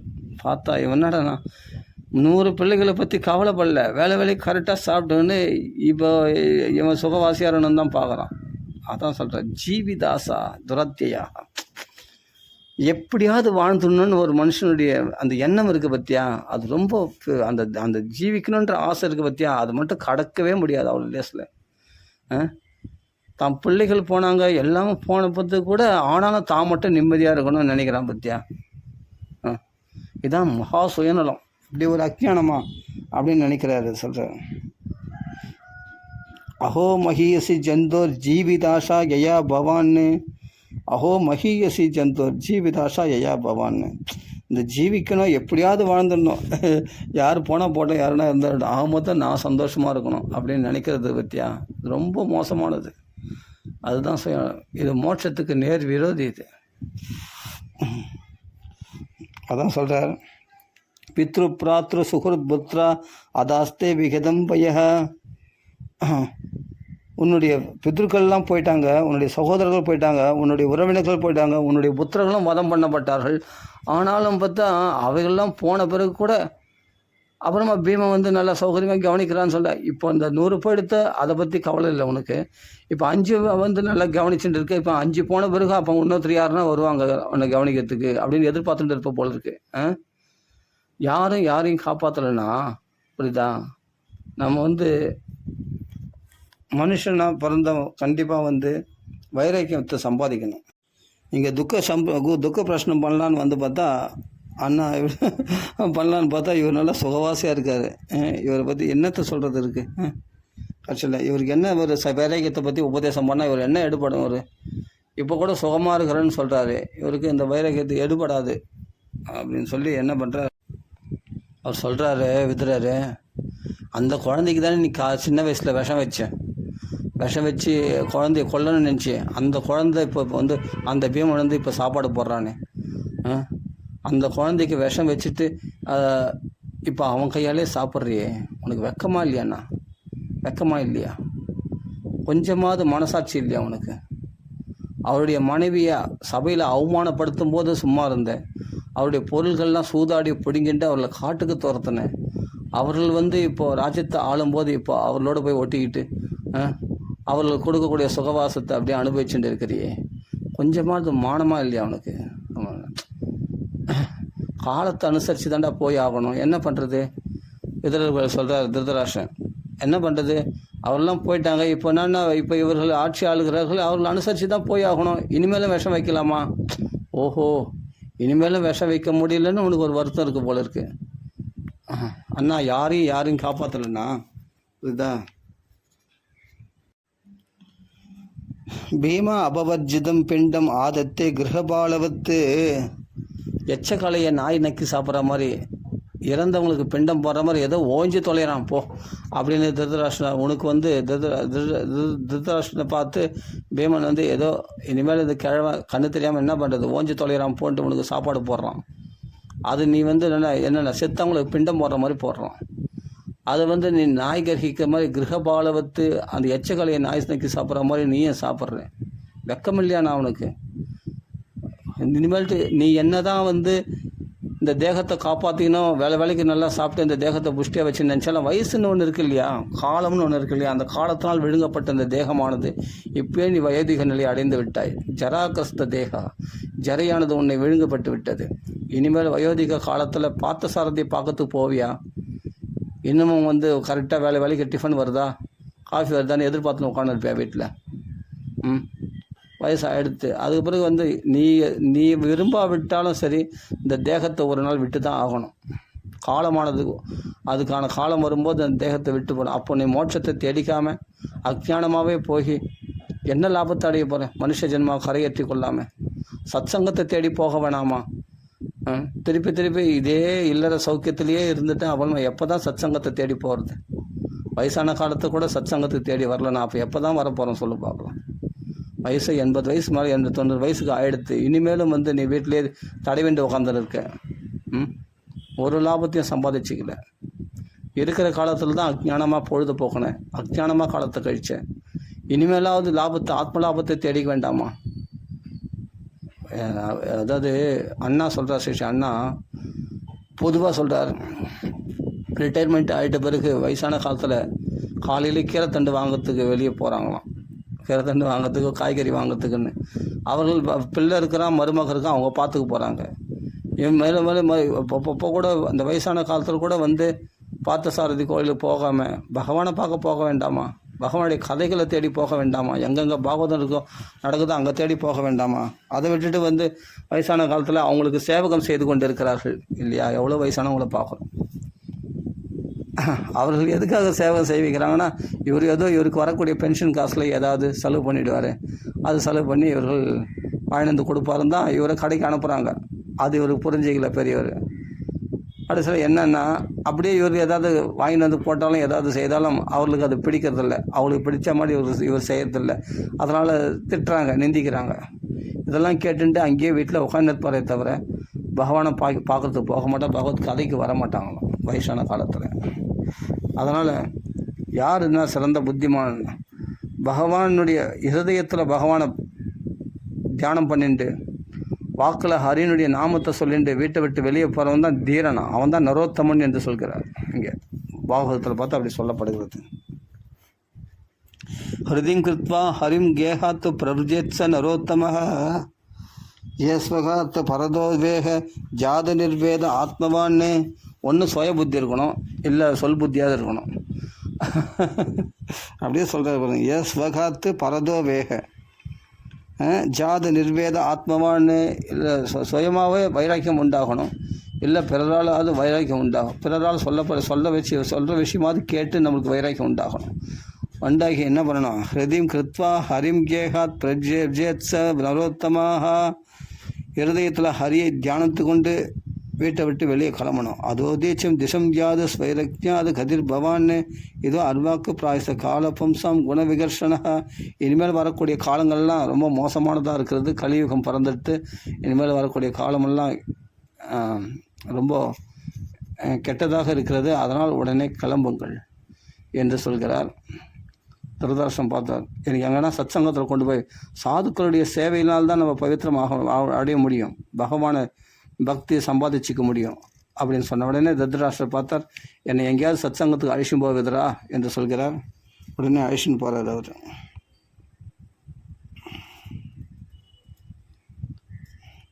அது என்ன சொல்கிறேன்னா, வாழறதோ பிறருடைய வீடு. இப்போனா உன் வீடு கிடையாது. இப்போது ஏன்னா துரியோதன ஆட்சி ஆளல, தர்மபுத்திர ஆட்சி ஆள்றார். எல்லாம் பெரியப்பாவை கவனிக்கிறான். சரி, ஆனால் நீ செய்த அநியாயங்கள் நினச்சிப்பார். அப்படியேப்பட்ட உன்னுடைய அதர்மத்தை நினைக்காம உனக்கு எல்லா நன்மைகளும் செய்கிறார்களே, நீ என்ன பண்ணணும்? அந்த அந்த அவமானம் தாங்க முடியாமல் நீ வீட்டை விட்டு எப்போ வெளியே போயிருக்கணும், வைராக்கியம் அடைஞ்சிருக்கணும். அவர்கள் செய்கிறாங்கன்னு சொல்கிறதுனால நீ அந்த அதர்மத்தை மறைக்க முடியாது. செய்த அதர்மமும் நினச்சி பார்க்கணும் ஒரு நிமிஷமாவது. அதனால் சரி, இப்படியேப்பட்டவர்கள் இவ்வளோ அன்புள்ளவர்கள் இவர்களுக்கு போடக்கூடிய சாப்பாடை நம்ம சாப்பிடவே கூடாது. அப்படி இருக்கணும். உண்மையிலே பார்த்தா இவர் சொல்கிறாரு, விதரர் இப்படி கிரகபாலத்தை பற்றி எச்சக்கலை நான் இன்னைக்கு சாப்பிட்றேன்னு சொல்கிறாரு. ஆனால் உண்மையிலே சாப்பிடலையா. மகாபாரத்தில் வருது அது இவருக்கு தெரியும். அவருடைய அந்தரங்க சேவகன் ஒருத்தர் இருக்கார், அவருக்கு தான் தெரியும். திருதராஷ்டிரம் சாப்பிடலையா அந்த சாப்பாடை. அந்த உணர்வு இருந்தது அவருக்கு. அதனால தான் அவர் மோட்சம் அடைய முடிஞ்சது. அந்த வைராக்கியம் இருந்தது. அப்போது விதரர் சொல்கிறார், நானும் அதை தான் எதிர்பார்க்குறேன், என்னை எங்கேயாவது சத்சங்கத்துக்கு அழிச்சும் போனோடனே உடனே விதரர் திருதராஷ்டிரம் காந்தாரியை அழிச்சுட்டு போகிறார். எங்கன்னா நேராக பத்ரிகாஷ்டிரம் மீது ஹரித்வாருக்கு அழிச்சும் போயிறார். சப்தகங்கா கட், எந்த இடத்துல கங்கையானது பூமியில் ஸ்பரிசம் பட்டு 7 பிரவாகங்களாக பிரியிறதோ அந்த இடத்துல சப்தகங்கா கட்டுன்னு சொல்லக்கூடிய அந்த இடத்துக்கு அழிச்சும் போயிடுறார் அவர். அழிச்சும் போயிட்ட உடனே காலையிலே பெரியப்பாவை நமஸ்காரம் பண்ணுறது வழக்கம். யுதிஷ்டர் பெரியப்பாவை நமஸ்காரம் பண்ண வந்தார். பார்த்தா வெளியில் பார்த்தா சஞ்சயன் உட்கார்ந்துருக்கார். சஞ்சயன் அழுதுண்டு இருக்கார். அவர் பாடி அப்படியே அவங்க சஞ்சயனுக்கே தெரியாமல் போயிருக்காங்க. சஞ்சயன் யாருன்னா அந்தரங்க சேவகன். யார்? திருதராஷ்டிரருக்கு. அவருக்கே தெரியாமல் விதரர் அழிச்சுட்டு போயிருக்கார், திருதராஷ்டிரன் காந்தாரியம். அப்போது சஞ்சயன் உட்காந்து தியானம் பண்ணியிருக்கார். தன்னுடைய தலைவனாகிய தன்னுடைய அரசனாகிய திருதராஷ்டிரனையே தியானம் பண்ணிட்டு இருக்கார். சரி, அவர் கேட்க வேண்டாம்னு சொல்லி உடனே நாரதர் அந்த சமயமாக பார்த்து தர்மபுத்திரர் கலங்குறார். ஐயோ, அப்பாவை காணுமே, அம்மாவை காணுமே, எங்கன்னு தெரியல, எனக்கே தெரியலப்பா எங்கே போயிருக்காருன்னு அப்படின்னு சஞ்சயன் சொல்கிறார். உடனே அந்த சமயம் பார்த்தா நாரதர் வராதானுங்க. நாரதர் பார்த்தா ஏன் கலங்குறேன் மனுஷன், அப்போ எங்கேயாவது கங்கையில் எங்கன்னா விழுந்துட்டாங்களான்னு தெரியாது. கண்ணு தெரியாதவர்கள் என் தாய் தந்தையர், எங்களை அப்படி காப்பாற்றினவங்க, எனக்கு தாய் தந்தையாக அவங்க தான் இருக்கிறாங்க, அவங்க எங்கேயோ போயிட்டாங்க, எங்கே போனாங்கன்னு தெரில. அப்போ அவர் விதரால் உபதேசம் அளிக்கப்பட்டு வைராக்கியம் அடைந்து அவர் சப்தகங்கா கட்டுக்கு போயிட்டாருப்பா. அது பத்ரிகாஷ்டிரம் ஹரித்வாருக்கு போயிட்டார் அப்படின்னு. ஆஹா, அப்படியேப்பட்ட வைராக்கியம் வந்தால் இங்கே வீட்டிலருந்தே அந்த உபநிஷதங்கள்லாம் படிச்சுட்டு இங்கேயே அந்த ஞான விஷயங்கள்லாம் இங்கேயே விசாரணை பண்ணி இங்கே இருக்கலாமே அப்படின்னு சொல்கிறாரு. இல்லைப்பா, அவர் போயிட்டார், போய் இப்போ மோட்சமே அடைஞ்சிருப்பார் அப்படின்னு நாரதர் சொல்கிறார். நீ போய் அவருக்கு இடையூறு பண்ணாத, விதரால் வழிகாட்டப்பட்டு அவர் நல்ல வழியில் அவர் பாட்டு மோட்சம்தான் போகிறாரு, புரியுதா? அவருக்கு எந்த ஆபத்தும் கிடையாது.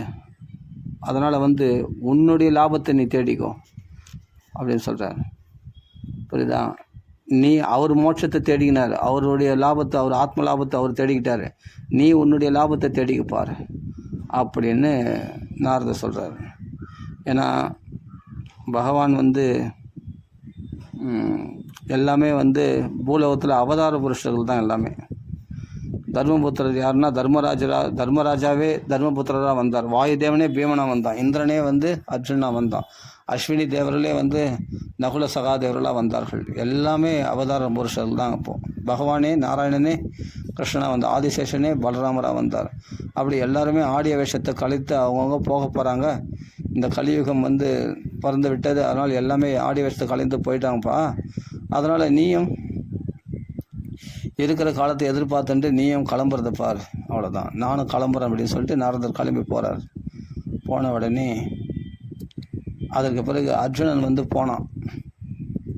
அர்ஜுனன் போய் துவாரைக்கு போனான் கிருஷ்ணனை பார்க்கறதுக்கு. போனவன் 7 மாதம் ஆச்சு, இன்னும் வரலை. அப்போ பீமனை பார்த்து சொல்கிறார், அப்போ உன் தம்பி போனானே இன்னும் கூட வரலையே, என்ன ஆச்சுன்னு தெரியலையே என்று சொல்கிறார்.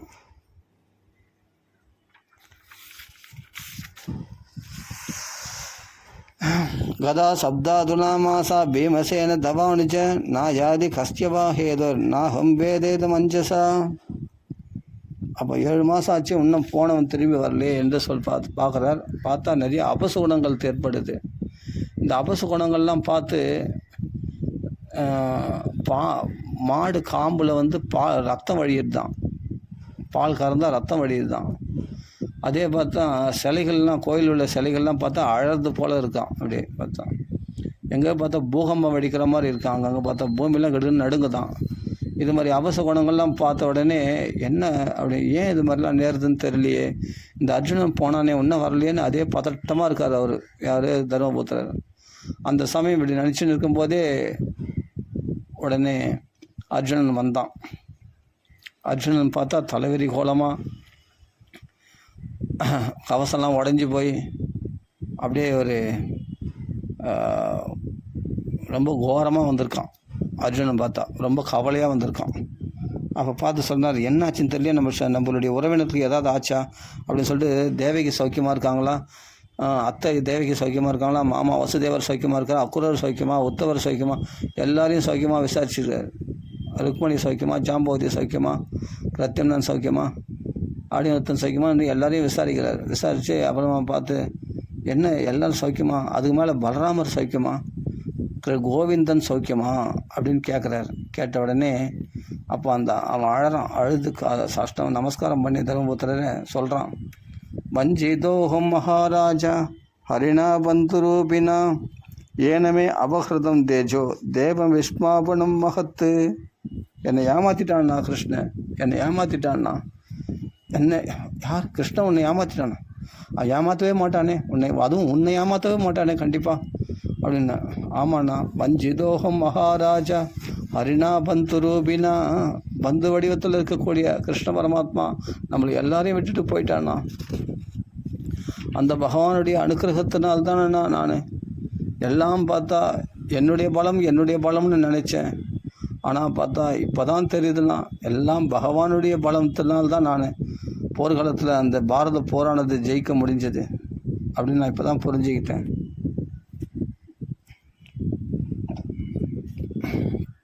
அப்படியேப்பட்ட மத்ஸ்யேந்திரத்தை அடித்து திரௌபதி அடையப்பட்டது என்னுடைய சாமர்த்தியம்னு நினச்சேன், என்னுடைய வில்லனுடைய சாமர்த்தியம் நினச்சேன். அப்படியேப்பட்ட காண்டவனத்தை எரிக்கும் போது தேவரெல்லாம் சண்டைக்கு வந்தாங்க, அவரெல்லாம் துரத்தி அடித்தேன். அப்போ என்னுடைய அது என்னுடைய மகிமைன்னு நினச்சேன். அது மட்டும் இல்லை, பாசுபதாஸ்திரம் சிவனுடைய போரிட்டு பாசுபதாஸ்திரம் பெற்றது என்னுடைய பலம்னு நினச்சேன். அப்புறமா விராட தேசத்தில் எல்லாரையும் சம்மோகனாஸ்திரத்தை போட்டு மயக்கினேன். பீஷ்மர், துரோணாச்சாரியார், கர்ணன், சல்யன், கர்ணன், துச்சாதனன், துரியோதனன் எல்லாரையும் நான் சம்மோகனாஸ்திரம் போட்டு மறித்தேன். அதெல்லாம் என்னுடைய பலம்னு நினச்சேன். பாரத போரில் பார்த்தா அர்ஜுனுடைய பராக்கிரமம் தான் உலகமெல்லாம் சொல்லும். அப்படி பீஷ்மாச்சாரியர், துரோணாச்சாரியர் எல்லாரையும் பார்த்தா கர்ணன் எல்லாரையும் ஒழிச்சு கட்டினேன். என்னுடைய பலம் நினச்சேன். இப்போ தான் தெரியுதுன்னா அது என்னுடைய பலம் இல்லை, எல்லாம் கிருஷ்ணனுடைய பலம். மேனே அணுகம்பி எல்லாம் கிருஷ்ணனுடைய கருணை தான் காரணம் அப்படின்னு நான் இப்போ தான் நான் தெரிஞ்சுக்கிட்டேன். யாதவர்கள்லாம் ஒரு இடையர்கள்லாம் வழிமறிக்கப்பட்டு அவர்களால் தோற்று நான் வந்திருக்கிறேன் இப்பொழுது. ஆமாம், அவர்களோட சண்டை போட முடியாமல் நான் தோற்று வந்திருக்கேனா?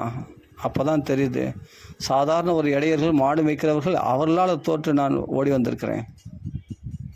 அப்படியேப்பட்ட வீராதி வீரர்களாகிய பீஷ்மர், துரோணர்லாம் நான் அப்படி அவர்களை ஜெயித்தேன். கர்ணனெல்லாம் வதம் பண்ணேன்.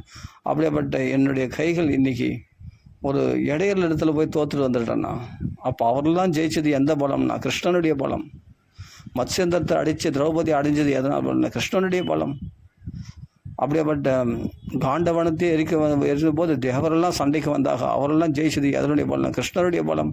அப்படியேப்பட்ட காளிகையர்கள்லாம் நிவாத கவசங்கள்லாம் தேவர்களுக்கு சப்போர்ட் செய்து தேவர்களுக்கு பக்கத்தில் இருந்து கொண்டு நிவாத கவசங்களை ஜெயித்தது யாருடைய பலம்னா கிருஷ்ணனுடைய பலம்னு தெரிஞ்சுக்கிட்டேன்னா, இதே உடம்போட பாதி ஆசனத்தை இந்திரனுக்கு சமமான ஆசனம் பெற்றது யாருடைய பலம்னா கிருஷ்ணனுடைய பலம்னு தெரிஞ்சுக்கினா, எல்லாமே கிருஷ்ணனுடைய பலம்னு தெரிஞ்சுக்கிட்டேன் இப்போ தான். ஆனால் என்னுடைய பலம்னு நினச்சி நான் அகங்காரத்திருந்தேன். அந்த அகங்காரத்தை பகவான் என்னை போய்கிட்டான்னா. ஆனால் அந்த பகவான் இல்லாமல் இந்த உலகமே எனக்கு சூன்யமாக தோன்றதுண்ணா. யஸ்யா க்ஷணவியோகேன லோகோஹி அப்பிரிய தர்ஷனா. இந்த உலகத்தை பார்க்கவே பிடிக்கலண்ணா. எங்கே பார்த்தாலும் கிருஷ்ணன் தான் தெரியுறான். இந்த கிருஷ்ணன் இல்லாத இந்த உலகத்தில் நான் என்னமா வாழ போகிறேன்னா, இனிமேல் எப்படி நான் காலத்தை கழிக்க போகிறேன்? அந்த கிருஷ்ணனை விட்டு ஒரு க்ஷணம் கூட பிரிஞ்சிருக்க மாட்டேனே. அப்படியேப்பட்ட உக்தேனக ரஹிதோ ஹேஷ மிருதகா புரோச்சதேயதா. பிணத்துக்கு பண்ண அலங்காரம் போல் நான் வந்திருக்கேண்ணா. இப்போது நான் ஒரு நடைபெணமாக வந்திருக்கேன். நான் உண்மையிலே எனக்கு நான் ஏன் வாழறேன்னு எனக்கு தோணுது. நான் எனக்கு வாழத்துக்கே பிடிக்கலண்ணா. எனக்கு அந்த கிருஷ்ணன் இல்லாமல் எங்கே பார்த்தாலும் சூன்யமான இந்த உலகத்தை பார்க்கும்போது இந்த உலகமே சூன்யமாக தோணுதுண்ணா. யாரை பார்த்தாலும் பிடிக்கல எனக்கு. அந்த கிருஷ்ணன் என்னை ஏமாற்றிட்டு போயிட்டான்னா அந்த கிருஷ்ணன் என்று சொல்கிறேன். அந்த பகவானுடைய ஏதாவது சரி மனசுக்கு சமாதானப்படுத்திக்கலான்ட்டு பகவத்கீதையை எடுத்து பார்த்தா, அந்த பகவத்கீதையில் பார்த்தா ஹே பார்த்தா அந்த பகவத்கீதையில் ஒரு ஸ்லோகம் கூட ஞாபகத்துக்கு வரல. ஆனால் அவன் கொஞ்சம் கூப்பிட்ட அந்த ஹே பார்த்தா ஹே அர்ஜுனா சகே குருநந்தனேதி, ஹே பார்த்தா அர்ஜுனா சகே ஹே குருநந்தனா அப்படின்னு சொல்லிட்டு என்னை கட்டி பிடிச்சிப்பான். அப்படி என்னை கொஞ்சம் கூப்பிடுவான். எல்லாம் பகவானை கோவிந்தா நாராயணா வாசுதேவா அச்சுதா அனந்தான்னு எல்லாம் பகவானுடைய புகழை பாடுவார்கள். ஆனால் என்னை புகழ்ந்து அவன் பேசினானே, அதை நினச்சி பார்க்கும்போது என் மனசு அப்படியே கொள்கிறது. என் மனசு அப்படியே குழஞ்சி போயிடுது தான். நர்மான்யுதார ருச்சிரஸ்மித சோபிதானி ஹே பார்த்த ஹே அர்ஜுன சகே குருநந்தனே திஹி. அப்படிப்பட்ட விளையாட்டாக ஒரு சிரிப்பு அந்த சிரிப்புக்கு லோபித்தனமே கிடையாது. அப்படிப்பட்ட அந்த சிரிப்பை வாரி வழங்கிடுவான். அப்படி தாராளமாக உதாரமான ஒரு சிரிப்பான் பார். அது மனசில் அப்படியே நிலைச்சு நிற்குது. நான் எனக்கு நர்மான்வுதார ருச்சிரஸ்மித சோபிதானி, அந்த ருச்சிகரமான சோபையுள்ள அந்த சிரிப்பு இன்றைக்கி கூட என் தியானத்திலே இருக்குது. என்னால் மறக்க முடியலன்னா. சஞ்சல்பிதானி நரதேவ ஹிருதிஸ்பிருஷானி ஸ்மர்த்துல்லுடந்தி ஹிருதயம் மம மாதவஸ்யம். என் ஹிருதயம் குழஞ்சி போகுது அவன் நினச்சது, அவன் பண்ணதெல்லாம் நினச்சா. சஞ்சல்பிதானே விளையாட்டாக பேசுவான், விளையாட்டாக சிரிப்பான்.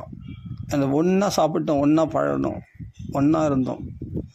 அந்த மாதவனுடைய வார்த்தைகள் பகவத்கீதையில் ஒரு ஸ்லோகம் கூட ஞாபகம் இல்லையா.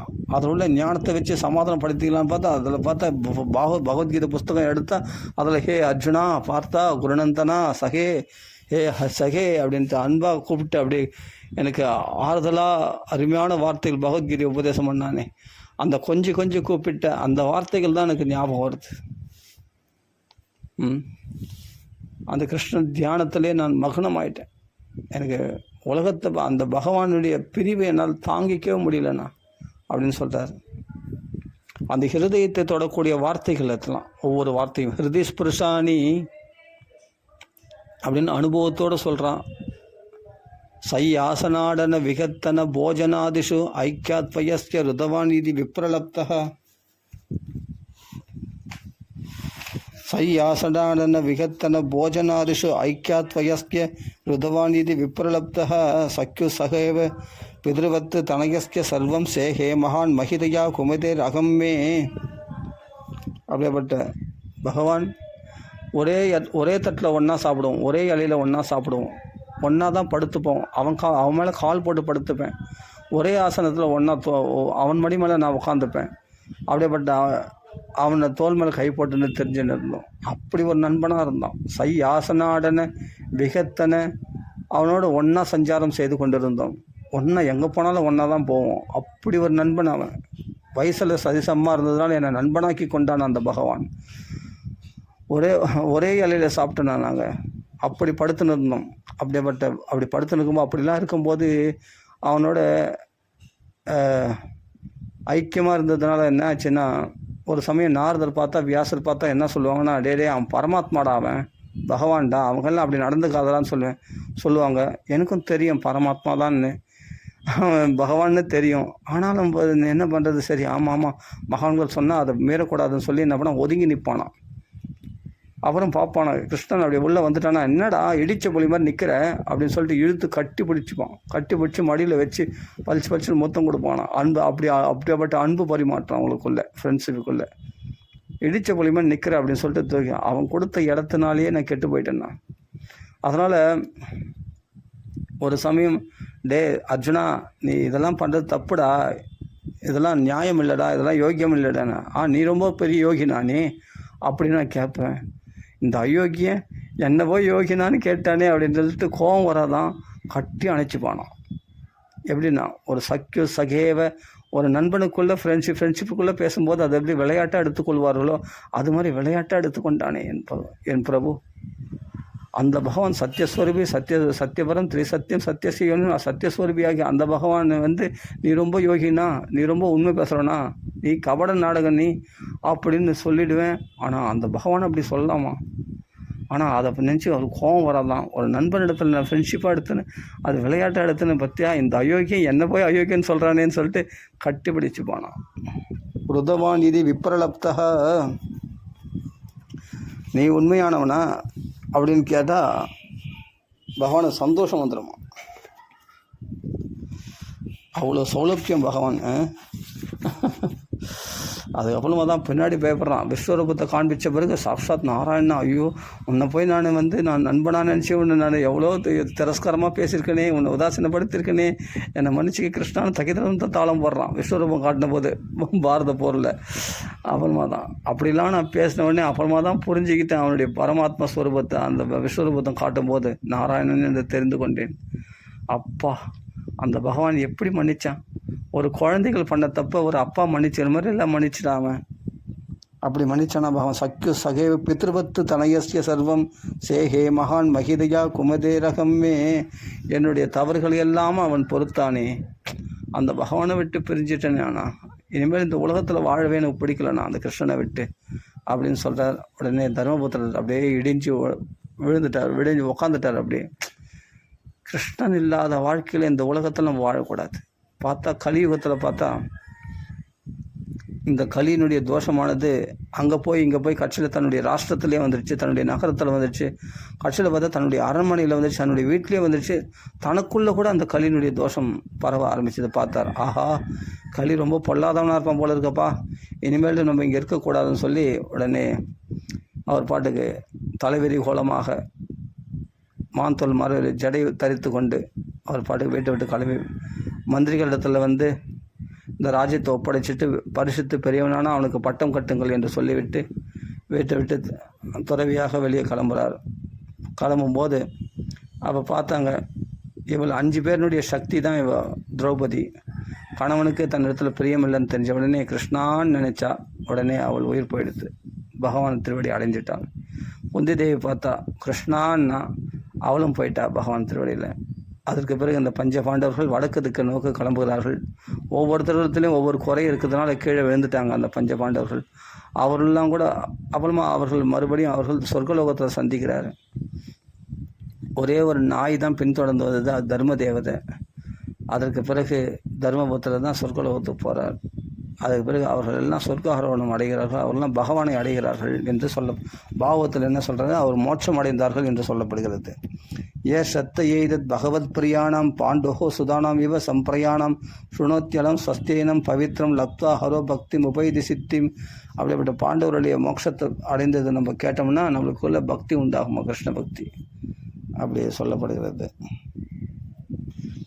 அதற்கு பிறகு பரிசுத்த மகாராஜன் இந்த களியை வியாபிச்சிருக்கிறத தெரிஞ்சவொடனே அங்கங்கே சரி இந்த களியை இப்படி விட்டு வைக்கக்கூடாது, காலம் போகிற போக்கில் நம்ம விட்டு வச்சா அப்புறமா ராஜ்யம் எதுக்கு, அப்போ ராஜான்ற நான் எதுக்கு, அப்போ ராஜா என்ன பண்ணணும், அதை கண்டிக்கணும், அதை தடுக்கணும். அதனால் என்ன பண்ணுறார், அந்த களியை நிக்கிரகம் பண்ணணுன்றதுக்காக என்ன பண்ணுறார், இவர் திக்விஜயம் போகிறார். பரிசுத்த மகாராஜா திக்விஜயம் போகும்போது பார்த்தா ஒரு பசு ஒரு ரிஷபம் ரிஷபம் வந்து பார்த்தா 3 கால்கள் துண்டிக்கப்பட்டு இருக்கிறது. ஒரு காலால் நிற்க முடியுமானா நிற்க முடியாது. அந்த பசுனுடைய ஆதரவில் நின்றுட்டு இருக்குது. பசு மேலே சாஞ்சுட்டு இருக்குது. அந்த பசு எதிரான பசு தான் பூமி தேவி. அந்த ரிஷபம் என்ன அதுதான் தர்ம தேவதை. இப்படி இருக்கும்போது அந்த பரிசுத்த மகாராஜன் போய் அங்கே பார்த்தா ஒரு சூத்திரன் ராஜவேஷம் தரித்து கொண்ட ஒரு சூத்திரனானவன் அந்த 3 கால்களை துண்டித்து 4வது காலையும் துண்டிக்க வாழை ஓங்கி கொண்டிருக்கிறான். வாழை ஓங்கும் போது அப்போ பரிசுத்த மகாராஜன் நில்லு அப்படின்னு வந்துட்டார். வந்த உடனே யார் நீ? இந்த பூமி முழுவதுக்கும் சக்கரவர்த்தி நானே. நான் ராஜாவாக இருக்கும்போது இன்னொரு ராஜாவா? நீ ராஜவேஷம் தரித்திருக்கிறாயே, நீ யார் என்று கேட்டு அப்போ அவன் கலிபுருஷன் தெரிந்து கொண்டார். அப்போ அந்த தர்ம தேவதை பார்த்து, தர்ம தேவதை சொல்லணும் இல்லையா, தர்ம தேவதை சொன்னால் தானே அந்த கலிபுருஷனை தண்டிக்க முடியும். அதனால் அந்த தர்ம தேவதையை பார்த்து கேட்குறார் பரிசுத்த மகாராஜா, உங்களை காலை துண்டித்தவர்கள் யார்? இப்போ சொல்லு, நான் அவனை வதம் பண்ணிடுறேன் அப்படின்ட்டு கேட்குறேன்.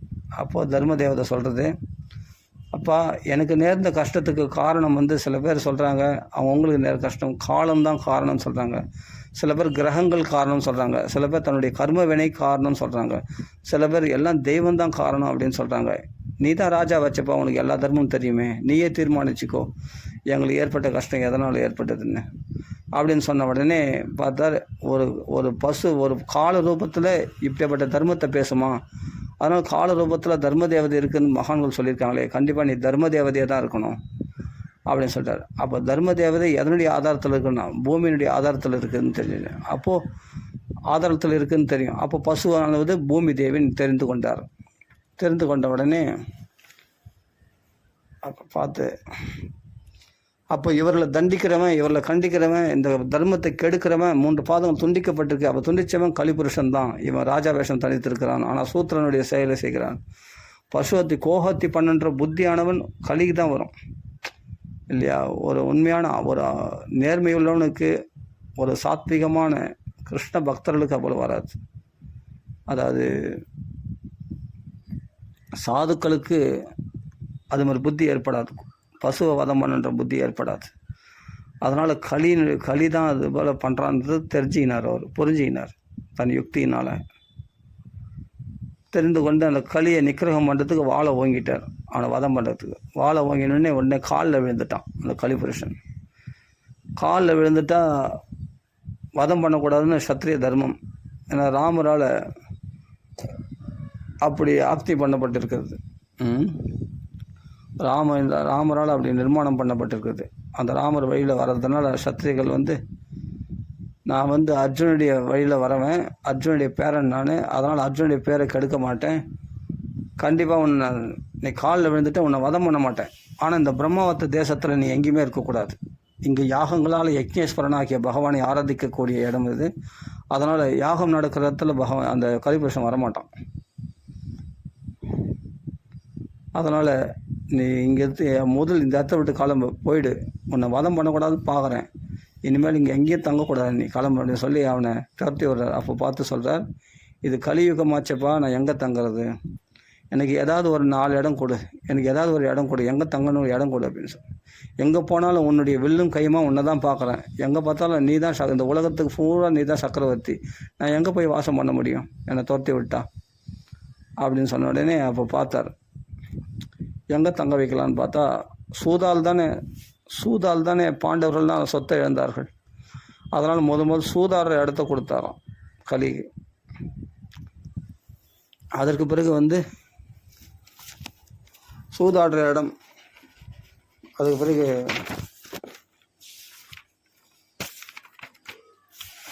சூதாடுற இடம், அப்புறமா மதுபானம் பண்ணுற இடம், அப்புறமா வேசியா சங்கம் அப்படிப்பட்ட விபச்சாரம் பண்ணுற இடத்துல, அப்புறமா கசாப்பு கடை, அதாவது மாம்ச பக்ஷணம் பண்ணுற இடத்துல, இந்த 4 இடத்துல நீ இரு. அப்பியத்திதஸ்ததா தஸ்மை ஸ்தானானி கலையே ததோ ஜூதம் பானம் ஸ்திரியத் சூனா எத்த அதர்ம சதுர்விதா, 4 விதமான அதர்மங்கள் ஏற்படக்கூடிய அந்த 4 இடத்துல நீ தங்கி என்று சொன்னவர். புனச்ச யாச்சமானாய ஜாதரூபம் அதாத் பிரபு, மறுபடியும் யாசிச்சானா இன்னொரு இடம் ஏதாவது கொடுங்க அப்படின்னு கேட்டானா. அப்போ சொல்கிறார், தங்கம் எங்கே இருக்குதோ அந்த இடத்துல போய் வாசம் பண்ணு அப்படின்னு சொல்கிறார். தங்கம்னா செல்வம், அதாவது பணம் இருக்கிற இடம்.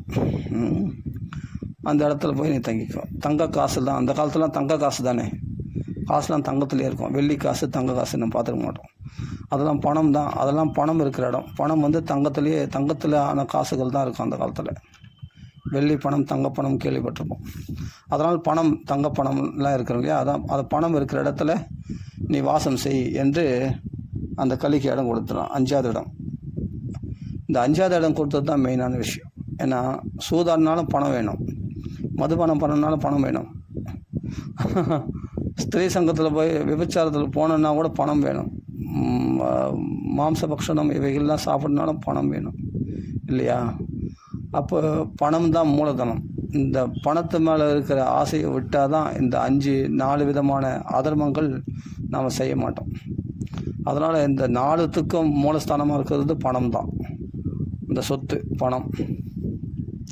இந்த 4 இடத்துல ஒரு தோஷம் இருக்குது. ததோ அந்திருதம் மதம் காமம் ரஜோ வைரம் ச பஞ்சமம். சூதாரத்தில் பொய் இருக்குது. மதுபானம் பண்ணுற இடத்துல வந்து என்னன்னா மதம் கர்வம் இருக்கும். ஸ்திரீயாக வேஷ்ய சங்கத்தில் வந்து காமம் இருக்கும். சூனா மாம்ச பக்ஷணம் பண்ணுற இடத்துல வந்து என்னென்னா ரஜோகுணம் மேலோங்கி இருக்குமா, அதிகமான தீவிரமான ஆசைகள் அதிகமாக இருக்குமா. ஆமாம். 5வது இடமாகிய தங்கம் பணம், அதான் பணம் இருக்கிற இடத்துல என்னென்னா விரோதபாவம் இருக்குமா. அப்பா கண்டா பிள்ளைக்கு ஆகாது, பிள்ளை கண்டா அப்பாவுக்கு ஆகாது, அண்ணனை கண்டா தம்பிக்கு ஆகாது, தம்பி கண்டா அண்ணனுக்கு ஆகாது. ஆமாம், உறவினர்களுக்குள்ளே பிரித்து வைக்கிறது இந்த சொத்து தானே. நிறைய பேருக்கு பணம் தானே பிரிவு உண்டாக்குது. நல்லா ஒத்துமையாக இருப்பாங்க, கள்ளங்காவடம் இல்லாமல் சின்ன வயசில் நல்லா வளர்ந்துருப்பாங்க. பின்னாடி இந்த சொத்து பிரச்சனை வரும்போது பார்த்தா எல்லாருக்கும் ஒருத்தர் முகத்தை ஒருத்தர் பார்க்க மாட்டாங்க, பேசிக்கவே மாட்டாங்க. வெட்டு குத்தல் கூட போய் முடிஞ்சிருக்கு. பெரிய பெரிய சகராறு நிறைய கொலை விஷயமாக கூட போய் முடிஞ்சிருக்கு. அவ்வளோ விரோதம். அப்படிப்பட்ட விரோதத்தை உண்டாக்குமா. சூதாரத்தில் வந்து சூதாடி அவனும் கோட்டீஸ்வரன் ஆனதாக சரித்திரம் கிடையாது. அதில் பொய் தான், நிறைய பொய் தான் இருக்கும். அதில் பார்த்தா தப்பான பேரே சூது தானே, தியூதம், அப்படி ஏமாத்துற விளையாட்டு தானே அது. சூதாடுறது, மதுபானம் பண்ணுறதுனால எவ்வளோ அதர்மங்கள் செய்திருக்காங்க தெரியுமா. அதெல்லாம் மதுபானம் பண்ணுறது, வேசியா சங்கத்தினால் கெட்டு போனவர்கள் எவ்வளோ பேர் இருக்காங்க. அப்போ சூனா மாம்சபக்ஷணமானது ஜீவம்சை இல்லையா, அது மகா பாபம். அதெல்லாம் வந்து இந்த பாபத்தை உண்டாக்கக்கூடிய விஷயங்கள். இந்த 4 விஷயத்தை, இந்த 5 விஷயத்தில் ஒருத்தன் பற்று இல்லாத, அதான் பஞ்சஸ்தானானி, பஞ்சாப்னு சொல்கிறோம் இல்லையா, அந்த இடத்துல தான் இந்த விஷயம் நடந்தது. இந்த கலிக்கு இடம் கொடுத்த இடம் அதுதான் பஞ்சாப் அப்படின்னு சொல்ல. அமூனி பஞ்சஸ்தானானி சதர்ம பிரபவ கலிகி. அதனால் இந்த 5 ஸ்தானங்கள் இருக்கிற இடம் தான் கலியானது வியாபிச்சிருக்கிறது. அதனால் நிச்சயமாக இந்த 5 ஸ்தானத்தை தயவுசெய்து யாரும் நாடாதீங்க. மதுபானம் பண்ணக்கூடாது, சூதாடக்கூடாது, விபச்சாரத்தில் போகக்கூடாது, மாம்சபக்ஷணம் பண்ணக்கூடாது, அதிகமாக பொருளாசை அதிகமாக இருக்குது. ஜீவேன யாவதா, அத்தியாவசிய தேவைக்கு தான் பணம் தேவை. ஆனால் அதன் மேலே உள்ள பற்றுதலும் நம்ம விட்டுடணும். கண்டிப்பாக பணத்தின் மேலே அதிகமாக சேர்க்கக்கூடாது. பணம் அதிகமாக இடத்துல களி இருப்பான் கண்டிப்பாக. என்னமோ இது தெரில, இது விளையாட்டாக நிறைய பேர் பார்த்தா சாமியார்லாம் கூட நிறைய பணம் வச்சுருக்காங்க. ஆமாம், அது பார்த்தா நிறைய மடத்தெல்லாம் பார்த்தா பெரிய பெரிய சாமியார்ண்டா, ஆனால் பணத்தை நிறைய அங்கே களி தான் இருக்கும், வேறு என்ன இருக்கும், பாலிடிக்ஸ் தான் இருக்கும் அந்த இடத்துல பார்த்தா. ஆமாம், அங்கே அரசியல் தான் விளையாடும். அங்கே வந்து சாத்விகமான தன்மை எடுபடாது. அங்கே பகவத் பக்தி பிரகாசிக்கிறதுக்கு வாய்ப்பே கிடையாது. அதனால் அமூனி பஞ்சஸ்தானானி, இந்த 5 ஸ்தானத்தை ஒருத்தன் விலகிட்டான்னு சொன்னால் அவனை களி என்னமா பண்ணிடும். அவனை என்ன பண்ணும், களி ஒன்றும் பண்ண முடியாது. அதுக்கு மேலே பகவானுடைய நாம சங்கீர்த்தனம் பண்ணணும். நாம சங்கீர்த்தனம் பண்ணால் தான் இதுலேருந்து நம்மளுக்கு விடுதலை. கண்டிப்பாக நாம சங்கீர்த்தனம் பண்ணுறவங்களும் இந்த தோஷங்கள்லாம் பாதிக்காது. கண்டிப்பாக கலியுகத்தில் சிறந்த தர்மம் நாம சங்கீர்த்தனம், கதாசிரவணம் தான், கிருஷ்ண கதையை கேட்கறது தான். ஆனால் இந்த கலியை விட்டு வச்சான்னா இன்னொரு விஷயம், அந்தரங்கமாக ஒரு ரகசியம் இருக்குது, ஒரு லாபம் இருக்குது, பெரிய லாபம் கலியுகத்தில் இருக்குது. நல்லதை வந்து மனசில் நினைச்சாலே பலனாம் கலியுகத்தில். கெட்டது வந்து என்னென்னா செய்தால் தான் பலனாம். கெட்டது மனசில் நினைச்சா பலன் இல்லையா. அப்படிப்பட்ட கலியில் ஒரு சலுகை இருக்குது.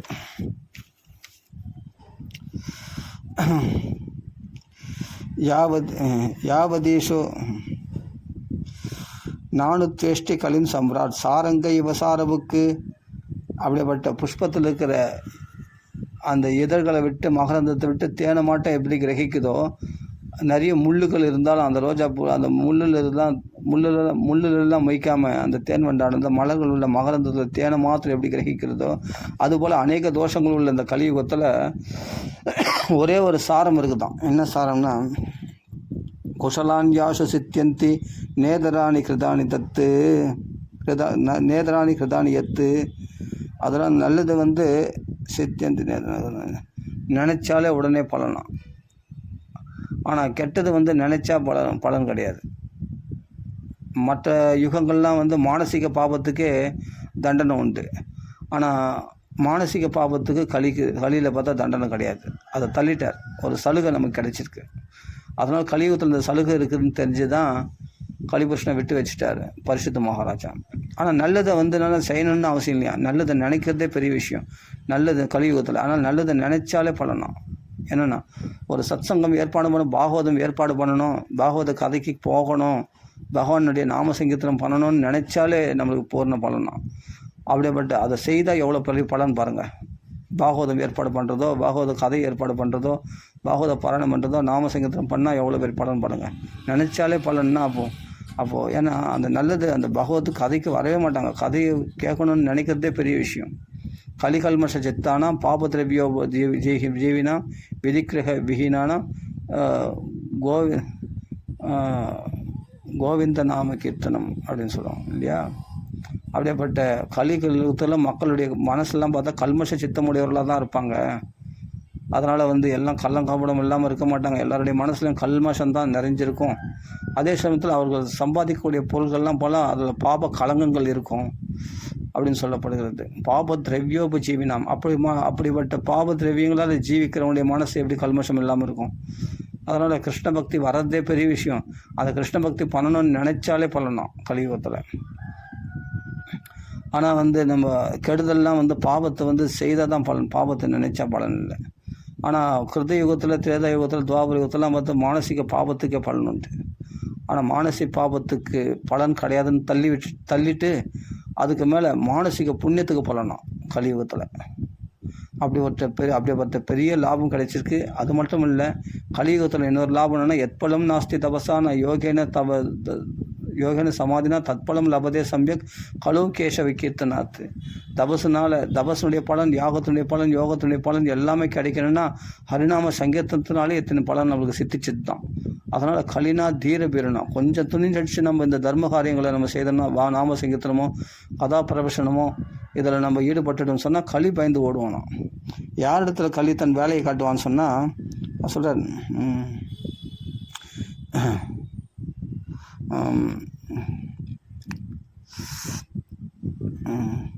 கிம்னு பாலேஷு சூரேன கலினா தீர பீருனா. ஏமாந்தோரிடத்தில் தன்னுடைய சூரனா தன்னுடைய பராக்கிரமத்தை காண்பிப்பானோ. பாலேஷு குழந்தைத்தனமாக இருக்கிறவங்க, அதாவது என்னென்னா பகவத் விஷயத்துக்கே வராமல் பௌதிக விஷயத்தில் உழல்கிறவர்கள், பணத்தாசை, இந்த மதுபானம் பண்ணுறது, இதெல்லாம் இது மாதிரி விஷயங்களில் ஈடுபடுறவங்களத்தில் களி விளையாடுவானாங்க. அவர்களுக்கு நிறைய தொல்லைகளை இம்சைகளை கொடுப்பானான். அவர்கள் அதிகமான கிளேசங்களை அனுபவிப்பார்கள். அதான் சொல்கிறார், அவரிடத்தில் தன்னை சூரனாக காண்பித்துக் கொள்வானாம். சொல்கிறார், கிம்னு பாலேஷு சூரேன கலினா தீரெல்லாம் யார் இருக்காங்களோ, துணிஞ்சடித்து கிருஷ்ண பக்திக்கு வராங்களோ, கிருஷ்ண கதைகளை கேட்கிறார்களோ, அவர்களை பார்த்து கலிபுருஷன் பயந்து ஓடுவானோ. கலினா தீர பீருனா அப்பிரமத்த பிரமத்தேஷு யோ விருகோ ரிஷு வர்த்ததே. அஜாக்கிரதையாக இருக்கக்கூடிய மக்களிடத்தில் ஜாக்கிரதையாக இருந்து அவங்கள கெடுத்துருவானாம். பகவத் விஷயத்துக்கு வராதபடி, தர்ம காரியங்களை செய்யாதபடி, ஆத்மலாபத்தை தேடிக்காதபடி, அவர்கள் தேக சௌக்கியங்களை காட்டி ஏமாற்றி அவங்கள மயக்கி தேகாபிமானத்தில் ஆழ்த்தி அவர்களை கெடுத்துடுவானாம் கலிபுருஷன். அதான் அப்பிரமத்த பிரமத்தேஷு. ஏமாந்தரிடத்தில் ஜாக்கிரதையாக இருந்து அவர்கள் கிருஷ்ண பக்தி வராதபடி பௌதிக விவகாரங்களையே பெருசாக மதிக்க வச்சு, இப்போ கதைக்கு கூப்பிட்றோம் எவ்வளோ பேர், கிருஷ்ண கதைக்கு வாங்க, கிருஷ்ணநாமத்தை சொல்லுங்கன்னா, எனக்கு வேலை இருக்குது, எனக்கு அங்கே போகணும், இங்கே போகணும், குடும்பத்தில் நிறைய பிரச்சனைகள் இருக்குது, அதெல்லாம் சமாளிக்கணும் இல்லையா, என் கடைக்கு போகணும், ஷாப்பிங் போகணும், இல்லை நான் வெளியே ஒரு இடம் போகிறேன் அப்படி இப்படின்னு ஏதோ ஒரு காரணத்தை சொல்கிறாங்க. அவர்லாம் பார்த்தா கிருஷ்ண பக்தி வர முடியாத காரணம் என்ன? களி தான் அவரில் அப்படி கெடுக்கிறான், வேறு ஒன்றும் இல்லை. அவரில் சாக்கு போக்கு சொல்லி நின்று இருக்கும்போது ஓட விரட்டுவான் கலிபுருஷன். ஆனால் துணிஞ்சடிச்சு அந்த களினா தீர பீரனான். துணிஞ்சடிச்சு கொஞ்சம் திரும்பி பார்த்தா களி பயந்து ஓடும். ஆமாம், துணிஞ்சடிச்சு கிருஷ்ண கதைக்கு உட்காந்துட்டோம்னா கிருஷ்ண பக்தி தான் முக்கியம், பாகவதம் தான் முக்கியம், நாமசங்கீதம் தான் முக்கியம். நம்ம துணிஞ்சடிச்சு வந்துட்டோம்னா களி உன்னை பார்த்து பயந்து ஓடுவான். மயா அனுகூலம், பகவான் அனுகூலம் ஆகிடுவான். ஆமாம், கொஞ்சம் திரும்பி பார்த்துட்டான். நான் காரணம் சொல்லிக்கிட்டு நீ ஓடனா ஓட விரட்டிகிட்டே இருப்பான் கலிபுருஷன். கட்சி வரைக்கும் இந்த ஆத்ம லாபத்தை அடையிறதுக்காக திரும்பி பார்க்க முடியாதபடி பண்ணிவிடுவான் கலிபுருஷன். அதனால் களினா தீரமீருனா இப்படியாப்பட்ட பெரிய லாபம் கலியுகத்தில் நாம சங்கீதமும் கதாசிரமணத்தினாலே மக்கள் கரையேற முடியும். அது மட்டும் இல்லை, நல்லதை நினைச்சாலே பலன், மானசீகமான பாவத்துக்கு பலன் இல்லை அப்படின்னு தெரிஞ்சதுனால்தான் கலிபுருஷனை விட்டு வச்சாராம் பரிசுத்து. சாரங்க இவ சாரபுக்கு. ஏன்னா சுலபமாக கரையாறு ஒரு வழி கடிச்சிக்குன்னா கடினமான சாதனை பண்ணி தான் போத வைராக்கியோ முக்தி சாதகோ அப்படின்னு சொன்னேன். ஞானத்தை பூர்ண ஞானம் யாருக்கு சித்திச்சதோ, யார் பூர்ண வைராக்கியம் சித்திதோ அவர்கள் தான் மோட்சம் அடைய முடியும் மற்ற யுகங்களில். ஆனால் ஞான வைராக்கியத்தை சம்பாதிக்க வேணா வெறும் நாம சங்கீதத்தினாலே வரும் பக்திக்கு வர்றதுனால கஷ்ட கதை கேட்கறதுனாலே இவருக்கு மோட்சம் சித்திச்சுன்னு சொன்னால் இவ்வளோ பெரிய லாபம் இருக்கே கலியுகத்தில். அப்போ ஏன் களி வேணுங்க? களி சாது. அப்போ கலியுகம் நல்லதுன்னு நினச்சி விட்டு வச்சிட்டார் பரிசுத்த மகாராஜா. அதனால தான் கலியை விட்டார். இப்படியாப்பட்ட இந்த சரித்திரமானது இதோட இப்போ பூர்த்தி பண்ணிப்போம். அப்புறம் பரிசுத்தினுடைய சாபம் ஏற்படுகிறது. பரிசுத்த சாபம் ஏற்பட கங்கை கரைக்கு வரார், குருவை ஆசிரிக்கிறார். சுகாச்சாரியர் அவருக்கு பாகவதம் சொல்ல தொடங்குகிறார். அதெல்லாம் அடுத்த பகுதியில் பார்க்கலாம்.